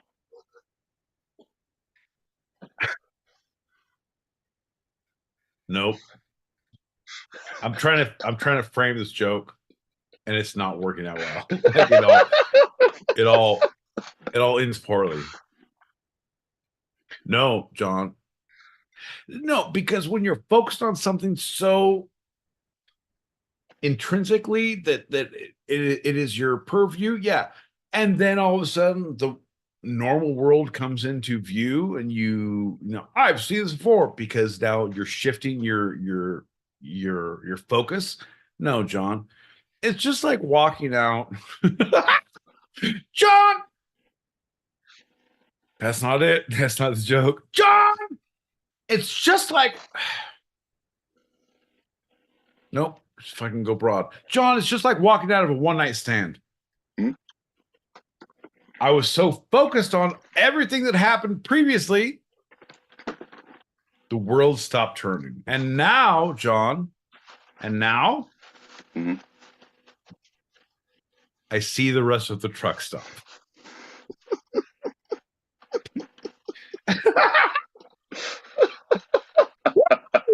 Fucking still got it. Making truck stop jokes, bitch. All right, I'm gonna talk about terms of déjà vu that are beyond this phenomenon, because others include déjà entendu, which is already heard; déjà éprouvé, already experienced; French. One was Indian, one was French. Keep going. Déjà fait, already done; déjà pensé, already thought; déjà raconte, already recounted; déjà senti, already felt emotionally or already smelled. Okay, time out. I felt it or I smelt it. No, felt it emotionally, specifically. Felt it emotionally or smelt it. Hold on. Someone definitely dealt it in this situation. Déjà senti. Who dealt it? I smelled it. I felt it emotionally. This is bullshit. This is one I believe you might have every once in a while. Déjà su, already known, the knowledge of. I tell you John, something you don't know, and you're like, I knew that. No, I know that all the fucking time, John. I know what you're going to say. I knew you were going to say I know things. Yeah, I do, bud. Here's the deal. That's why I'm such a good arguer. I know what you're going to say to fucking counter my fucking no. Here's the deal. It's the Déjà scent. You dealt it. I smelt it. Déjà who? I'm not sure who that guy is, but he doesn't belong here. And Déjà means nope. I will not abide by this bullshit, John. All right, 3 more of these terms. Déjà trouvé, already found. Déjà toi, I already had that threesome. Déjà vécu, already lived through. Déjà vu, I think that's green. I don't know. And finally, déjà voulu, already wanted. Story of my life, John. Déjà boo boo, bitches. I'm gonna get a T-shirt with that printed on the back. Déjà my boy voulu. Pete, déjà boo boo. Voulu. Come on, No. voulez-vous? No, boo boo. Boo-boo. That means I've already not been able to see the picture in front of me. Right. My eyes are already blurry is the literal translation. We'll end with there is also an opposite. Jamais vu, which happens when someone has already been in almost the exact same situation but does not realize it. Right. Je m'appelle means my name is, which is pretty cool if you're in France. Jamais vu. So this is the second time we've done this exact segment of Déjà Vu. I guess you have a little jamais vu.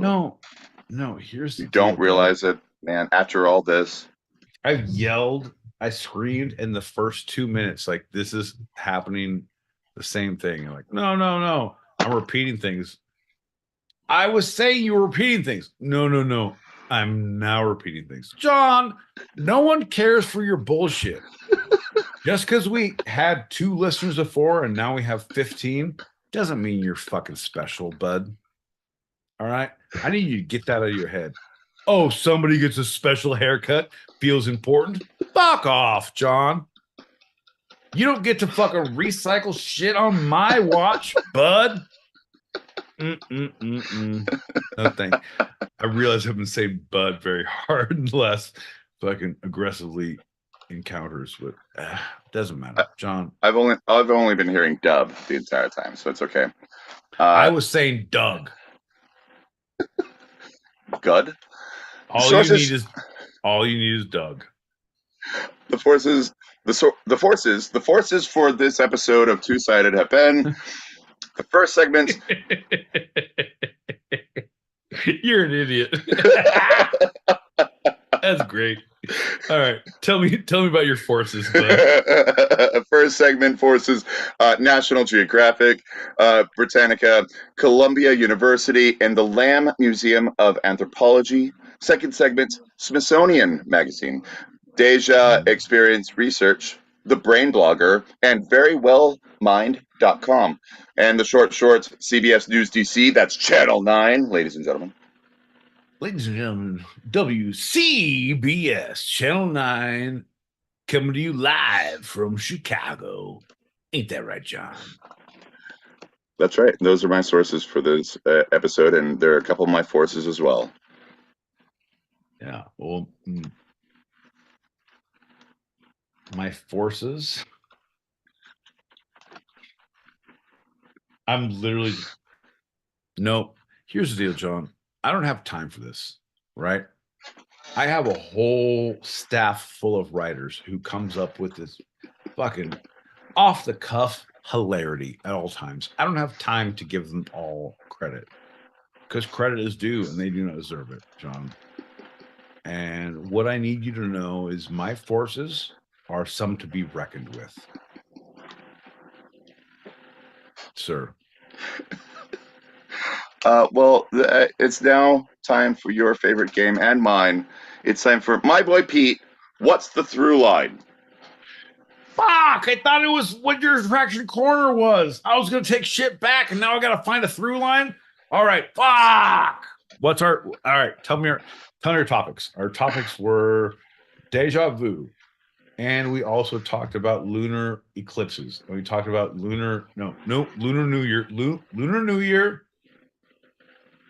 We talked about déjà vu, and we talked about moving Celebrations. Yeah. Lunar Stadium.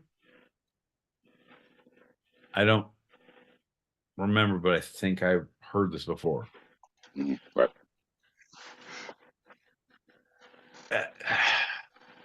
I'm going to say, John, all of these things have happened previously. I'm going to say, I'm saying we're repeating old habits. I'm saying what has once happened will happen again. John, what I'm saying is, I know where you live and I've seen where you sleep. And if you don't give me a ding, ding, ding, I swear to God, your mother will cry when she sees what I've done to you. Yeah, all right, folks. Nailed it again. And in addition to all that, which is very correct, obviously, and I won't dispute it at all, it's also the through line is Ang Lee. All right, my boy Pete, is there anything from this episode you'd like to take a second glance at, a second look, a second thought, a second opinion? This is Pete's Retraction Corner. Well, a lot of people, John, I'll go on a limb and say a lot of people will say, yeah, you should probably take back some of the threats on John's life. Oh, well, that, folks, is where I will fucking differ. John needs to threat every now and again. Keep on his toes. You know what I mean? So, first off, not going to take back your threats. I think I would retract I would retract my first aggressive retort to you when it comes to déjà vu. I don't know why, but it feels like I've done it so many times. It's rote now, John. It could be me. It could be you. It could be the segment. I don't know, but I feel like it's already been done. You know what I mean? Done it before, yeah. You done good, boy. That'll do, pig. That'll do. Nailed it. Well, let's do a shot and get out of here. And while you're getting that ready, I'm going to just start by saying thanks for listening, everybody. We have our open chat show continuing for those listening live on the Stereo app and on YouTube right now. So if you are hearing this now, stay on. If you're hearing it later and want to join us in the green room for after show wind downs or want to throw some topics out there, email twosidedpod@gmail.com. That's DWO, sidedpod@gmail.com. Cheers, my boy Pete. You gotta have mercy on your soul, John. Look out. That's a wrap for tonight. I'm John L. Peacock out in Brooklyn, New York. Oh, and I'm my boy Pete in Southern California. And this was our show.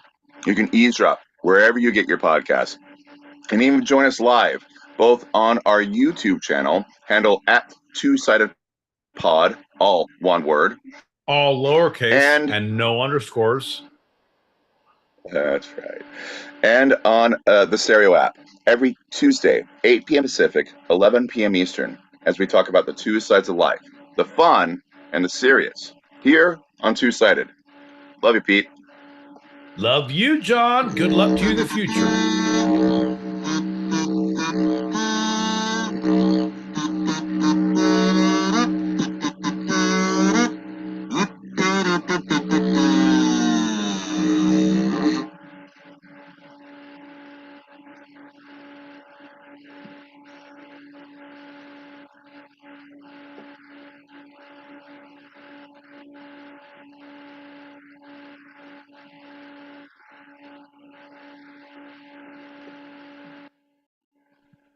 and who's it's what's this and who's it's galore, John.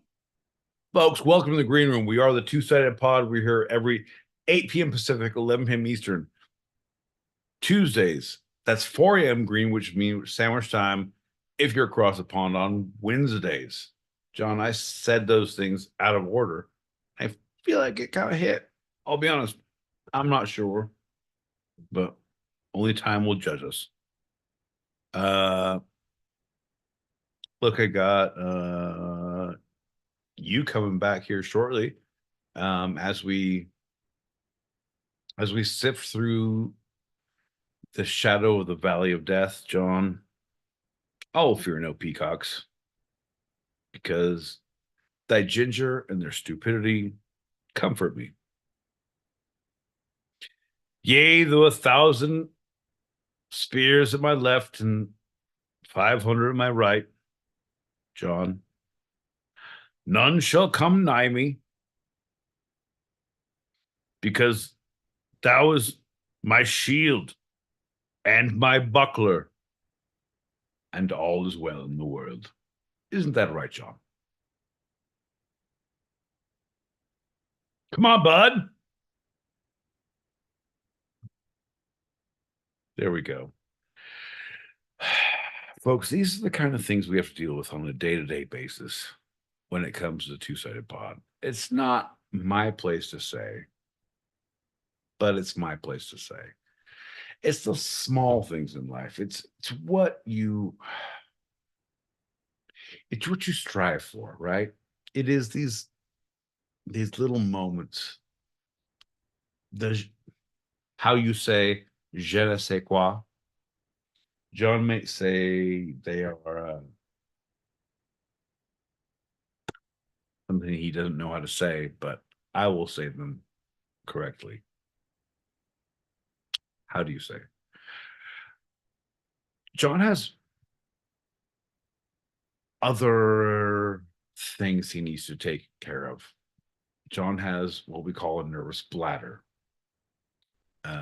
John wears hats that you would normally find in a Yellowstone forest with Yogi Bear. John is what we like to refer to as a ginger with nope, that's not it. I'm just hoping he comes back at any point. I'm gonna pop some bubbles until he does, and then we'll.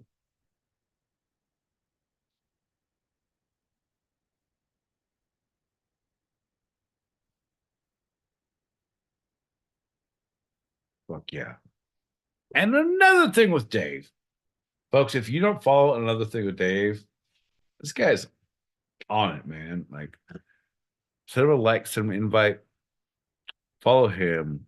He's on the gram, he's on the stereo, he's everywhere you need to be. He's everything that we all strive for.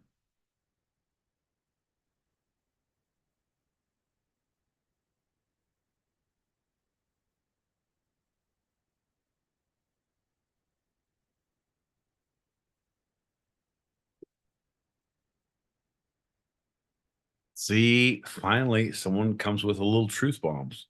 That's what I'm talking about. Lent is just a construct. It's not what people need to understand. No, I don't believe in it. No shave November, mustache Mondays, Taco Tuesdays, all them things we don't believe in. Ain't that right, John? Yeah, that's right. In tacos and mustaches and Lent all the time, not just for all specific months. Yes. You're on mute. Oh, good. Yeah, totally. We believe in all that all the time. I'm glad you didn't hear what I said before.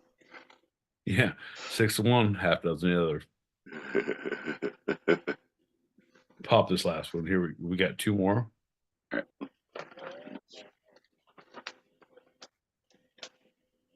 David played and it pleased the Lord, but you don't really care for music, do ya?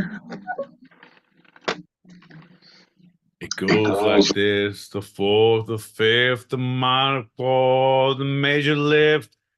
The John L. Peacock is farting hallelujah. She gets it. She gets it.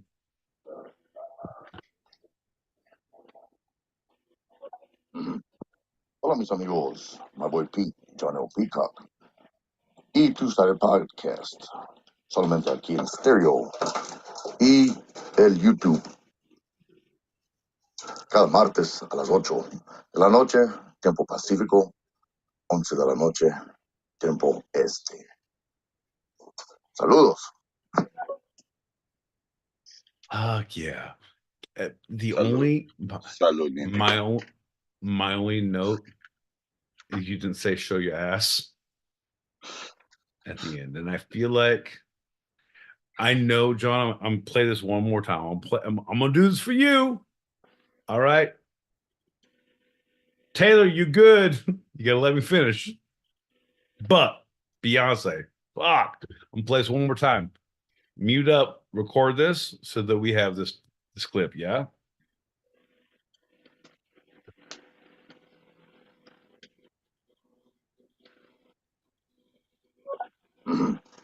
Hola, mis amigos. My boy Pete, John L. Peacock. Y Two-Sided Podcast. Solamente aquí en stereo. Y el YouTube. Cada martes a las 8 de la noche, tiempo pacífico, 11 de la noche, tiempo este. Saludos. I feel like show your ass was implied. I feel like I don't know. I'm just saying. Ay, Dios mío.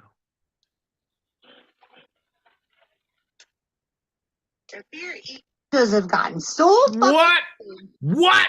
you can just skip over people's messages. I don't know what it is, but Nope. like, happy fucking Valentine's Day. Art. I can say I did not skip over any messages. Mm-hmm.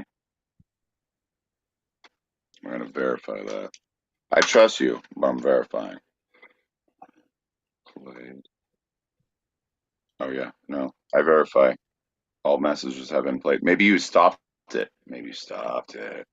Did you accidentally stop it? All right, we're going to... No. Hey, you hear this one? We heard that one. Yeah. You hear this one? Yeah, heard that one.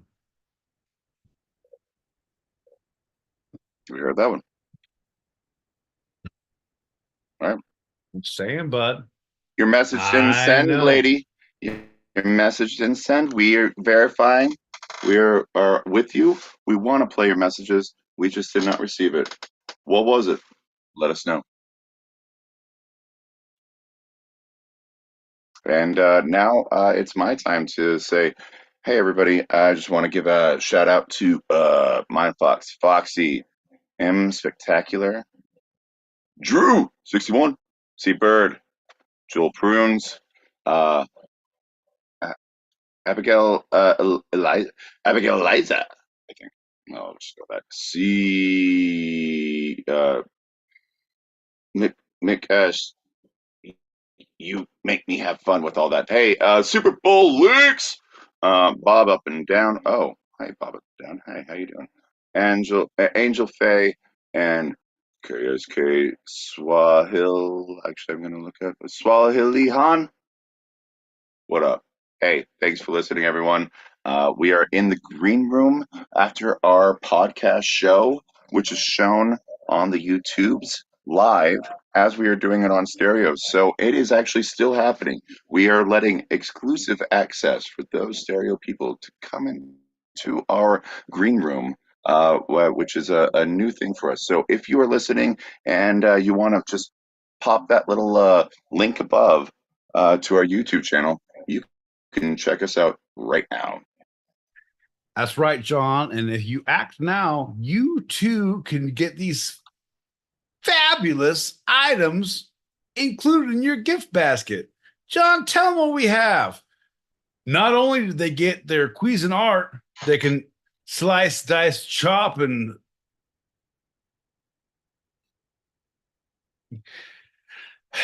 John, doesn't matter. Yeah. Oh, it could julienne, but it could also finagle. I get to the third one, like it's rules of three, and I can't get to the third one. I was like, Mer.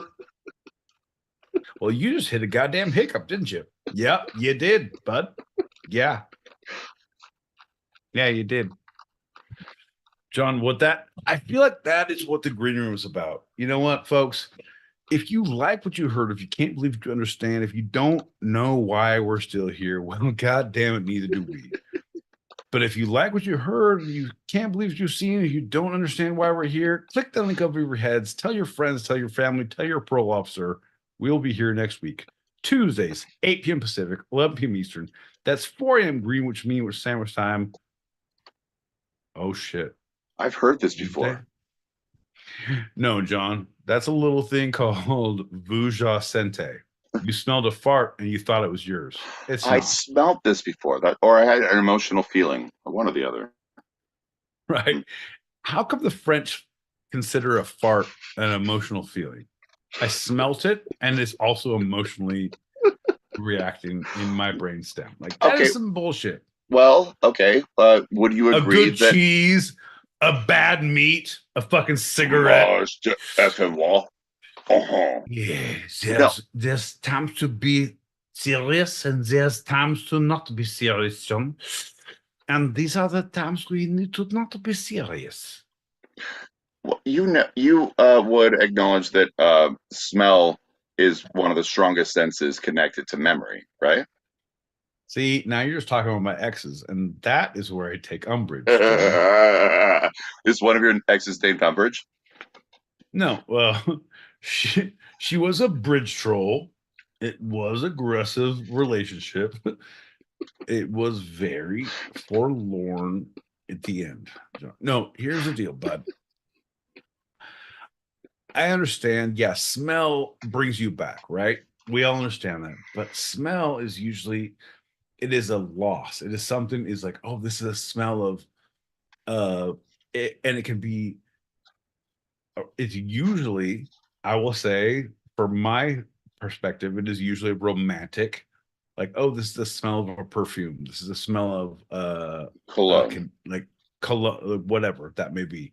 But it could also be like, oh, smell of leather and tobacco and coffee, and like it's grandpa. It's like the truck. It's the thing. Like you smell that and like, fuck and shit, that is my grandpa's truck. I smell, what the fuck is happening? But at the same time, 99 times out of 10, 99 times out of 10, John.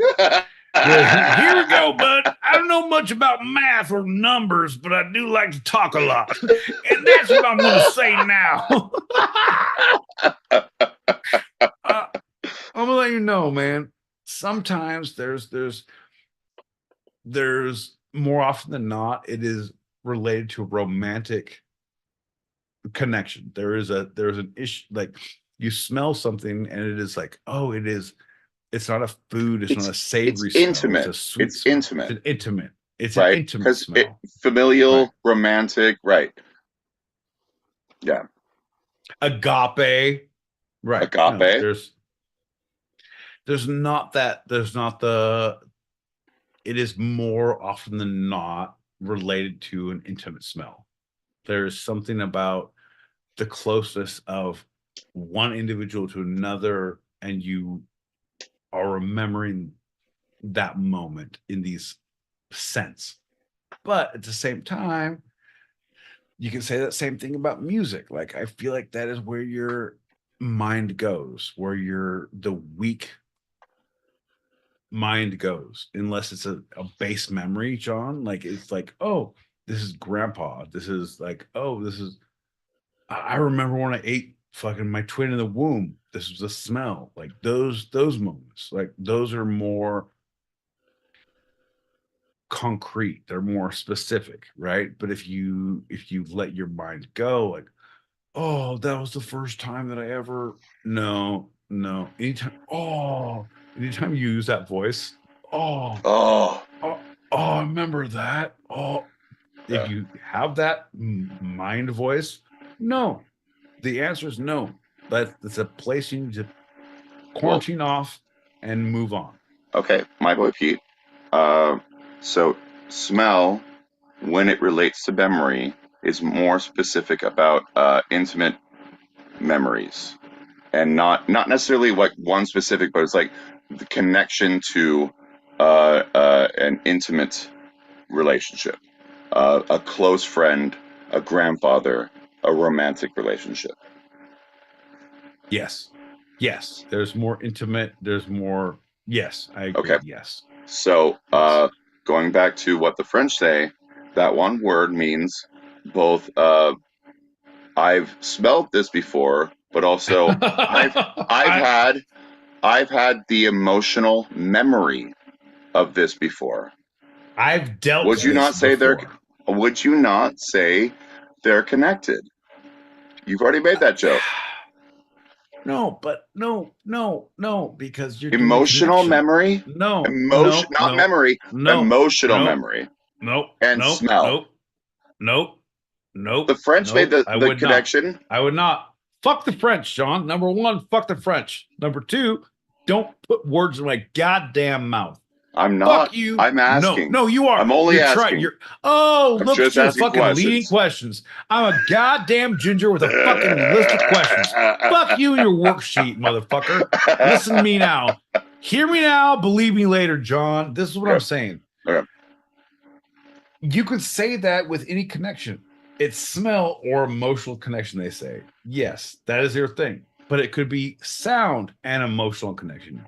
It could be taste and emotional connection. Do you have that with those connections? Yes. Music 100%. aside, because if you have, do you have it with non-music? No, John. Tell me another sound like, oh, the screeching of brakes, fucking Dead Man's Curve, like, oh, the whole thing when there's fucking tires sliding across black ice before he crashed and I lost my significant other and I could smell the palpable death on my hands as I held her. Shook my fist at the heavens. I know that's why I said it, John, and said, what? Right? No, we don't say that because I was listening to fucking the mamas and the papas on that. Like leaving on a jet plane, every time I hear that, I remember the smell of blood and the emotional connection. So no, I get it, but you know what I mean? Hey, bud. I do.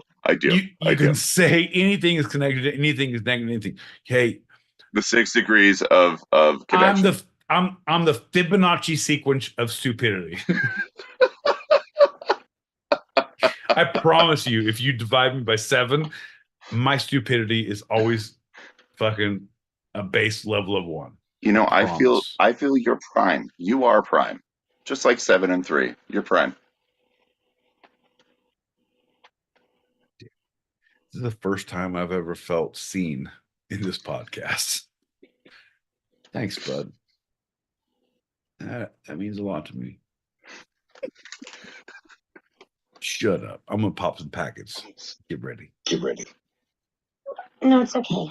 I'm sorry. I'm in my feels. I apologize. John L. Peacock and my boy Pete, will you be my Valentine? Girl, I've been waiting for somebody to ask me all Tuesday long. I had to come back on for this. I usually am muted the entire time, but yeah, cause the answer is 100%. Yep. You get a 2-sided Valentine. Yeah, 1-800-Flowers is about to send you some fucking shit. I don't know what that means, but I'm saying send us your address. I'll send you John's address. Basically, you show us yours. We'll show you John's. I feel like it seems very one-sided for the 2-sided podcast. John, we're working into the 2-sided. We're working into it. One knuckle at a time. I just wanted to get into proctology. One knuckle at a time. Joke's on you, whatever you answer. Julie Prunes is my Valentine. Sucker! God damn it. And now we are actively fucked, John. We got shenaniganized. There's a bunch of tomfoolery going down, and we cannot stand for it.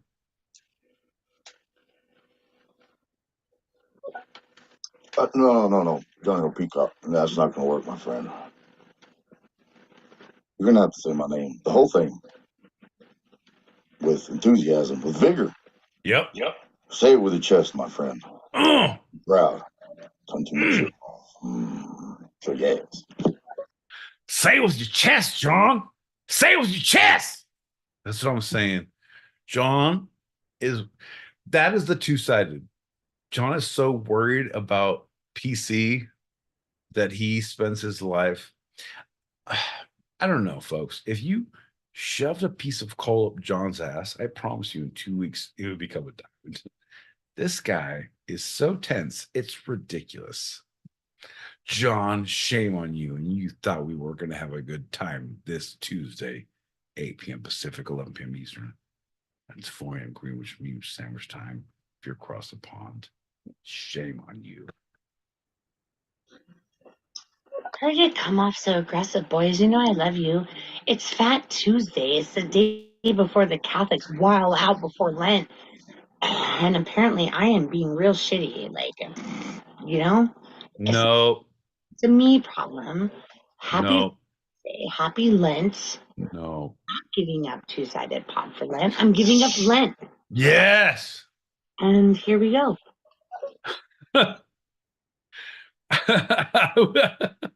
That's great. Thank you, Catholic priest. I want you to know that I have taken everything you said wholeheartedly into my heart. That's wholehearted. It's weird how I keep saying that, wholeheartedly. Anyway, I digress, Catholic priest. What I want you to know is I have given up your complete religion because of your religion. Thanks. Isn't that what Lent for Lent is?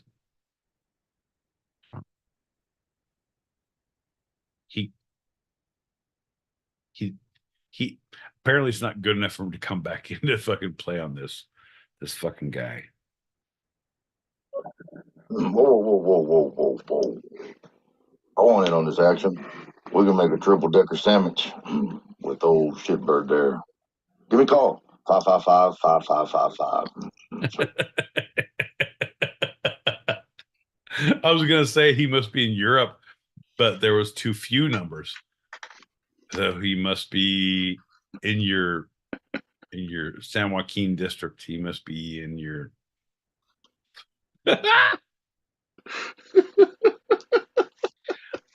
I give up, John. I actually give up at this point. I give up. This is what I feel like it has come to, John. This has I have forgotten it's Fat Tuesday. I've forgotten that we're on St. Crispin's Eve. I've forgotten that it's a lunar new year raining down upon us. I've forgotten all of these things, John. Carnival.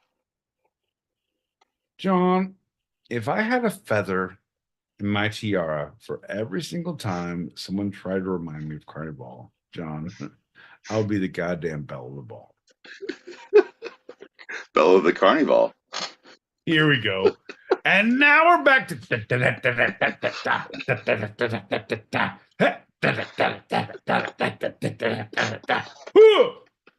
fucking John.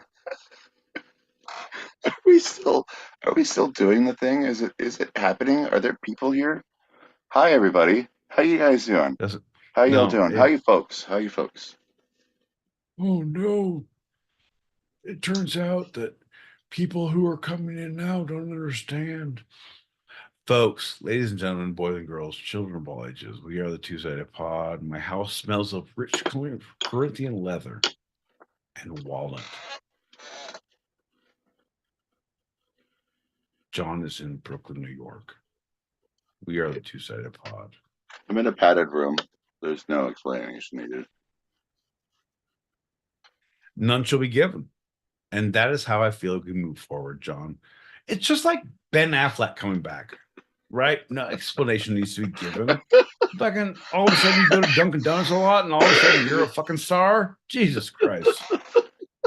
He's been wanting it for so long. It's his Book of Kells. It's his swan song. It's his bucket list. And he never felt he was good enough. He finally felt ready. You like donuts, ready. John? How about these donuts, John? I'm so sorry. Yeah, you want to fucking jump in on any other? I just can't. I just can't with you.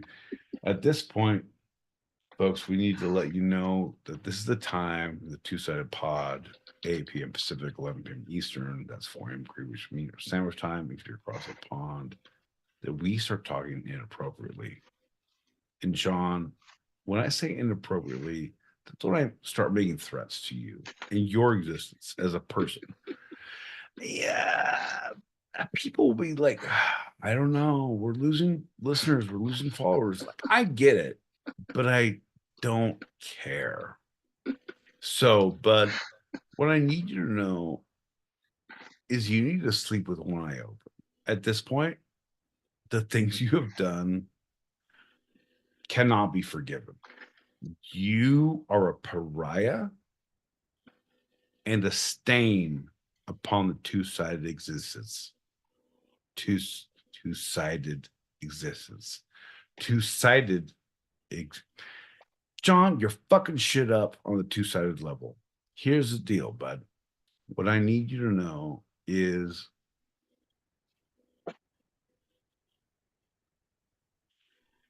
I like your watch, and you're good at things and stuff. And that's right, folks. We're here first. You wouldn't do a shot. No,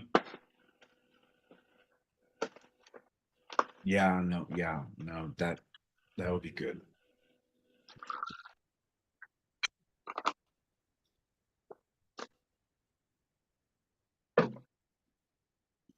Well, here's to it. A good luck Lunar New Year. See, bud, I don't believe in that, but cheers to you. Bing, bing, bing.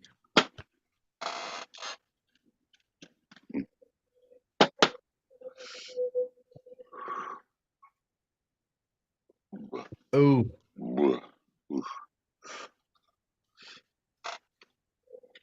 All right,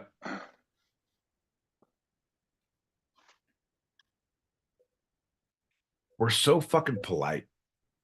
The problem is we're too polite. I'm going to call it out.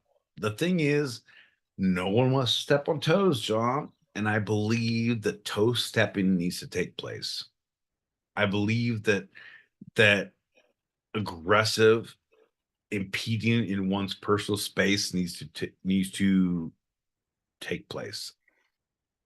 I feel like $1 million, John. And I don't need any change. I agree with you, man. And I believe that's your job. You are the one who is aggressive and needs to step on toes. And I feel you've been trying to get into my lane, and I think you should just stay in your own lane, man. So, yeah. You're right. No, you're 100%. Well, shut up. I'm not going to be helping people out, seeing the different side of the coin. Oh, fucking, I won't help my neighbor. I will not treat people as I want to be treated myself. Thank you. John, you know what? The golden rule can fucking suck a dick.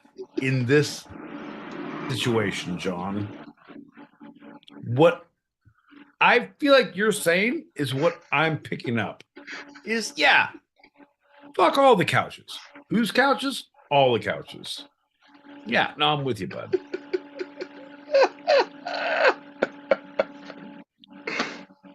All right, pop them packets. Let's get out of here. Giddy up, pal. Let's go. Let's do a shot, gentlemen.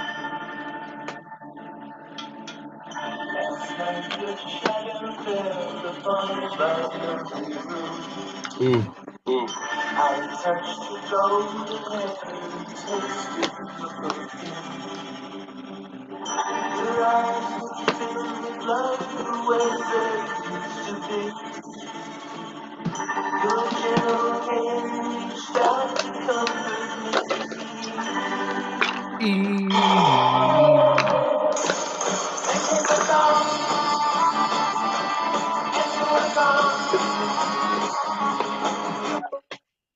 My man, My done. man. There's not much that's left to be said. There's few times in the world where I do not need to speak. And I feel like this is one of them. Everything that's been said needs to be said, has been said, should be said, can be said, would be said, is said. Ain't that right, John? That's right. Cheers. Cheers, everybody.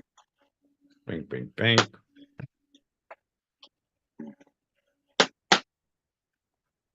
Oof.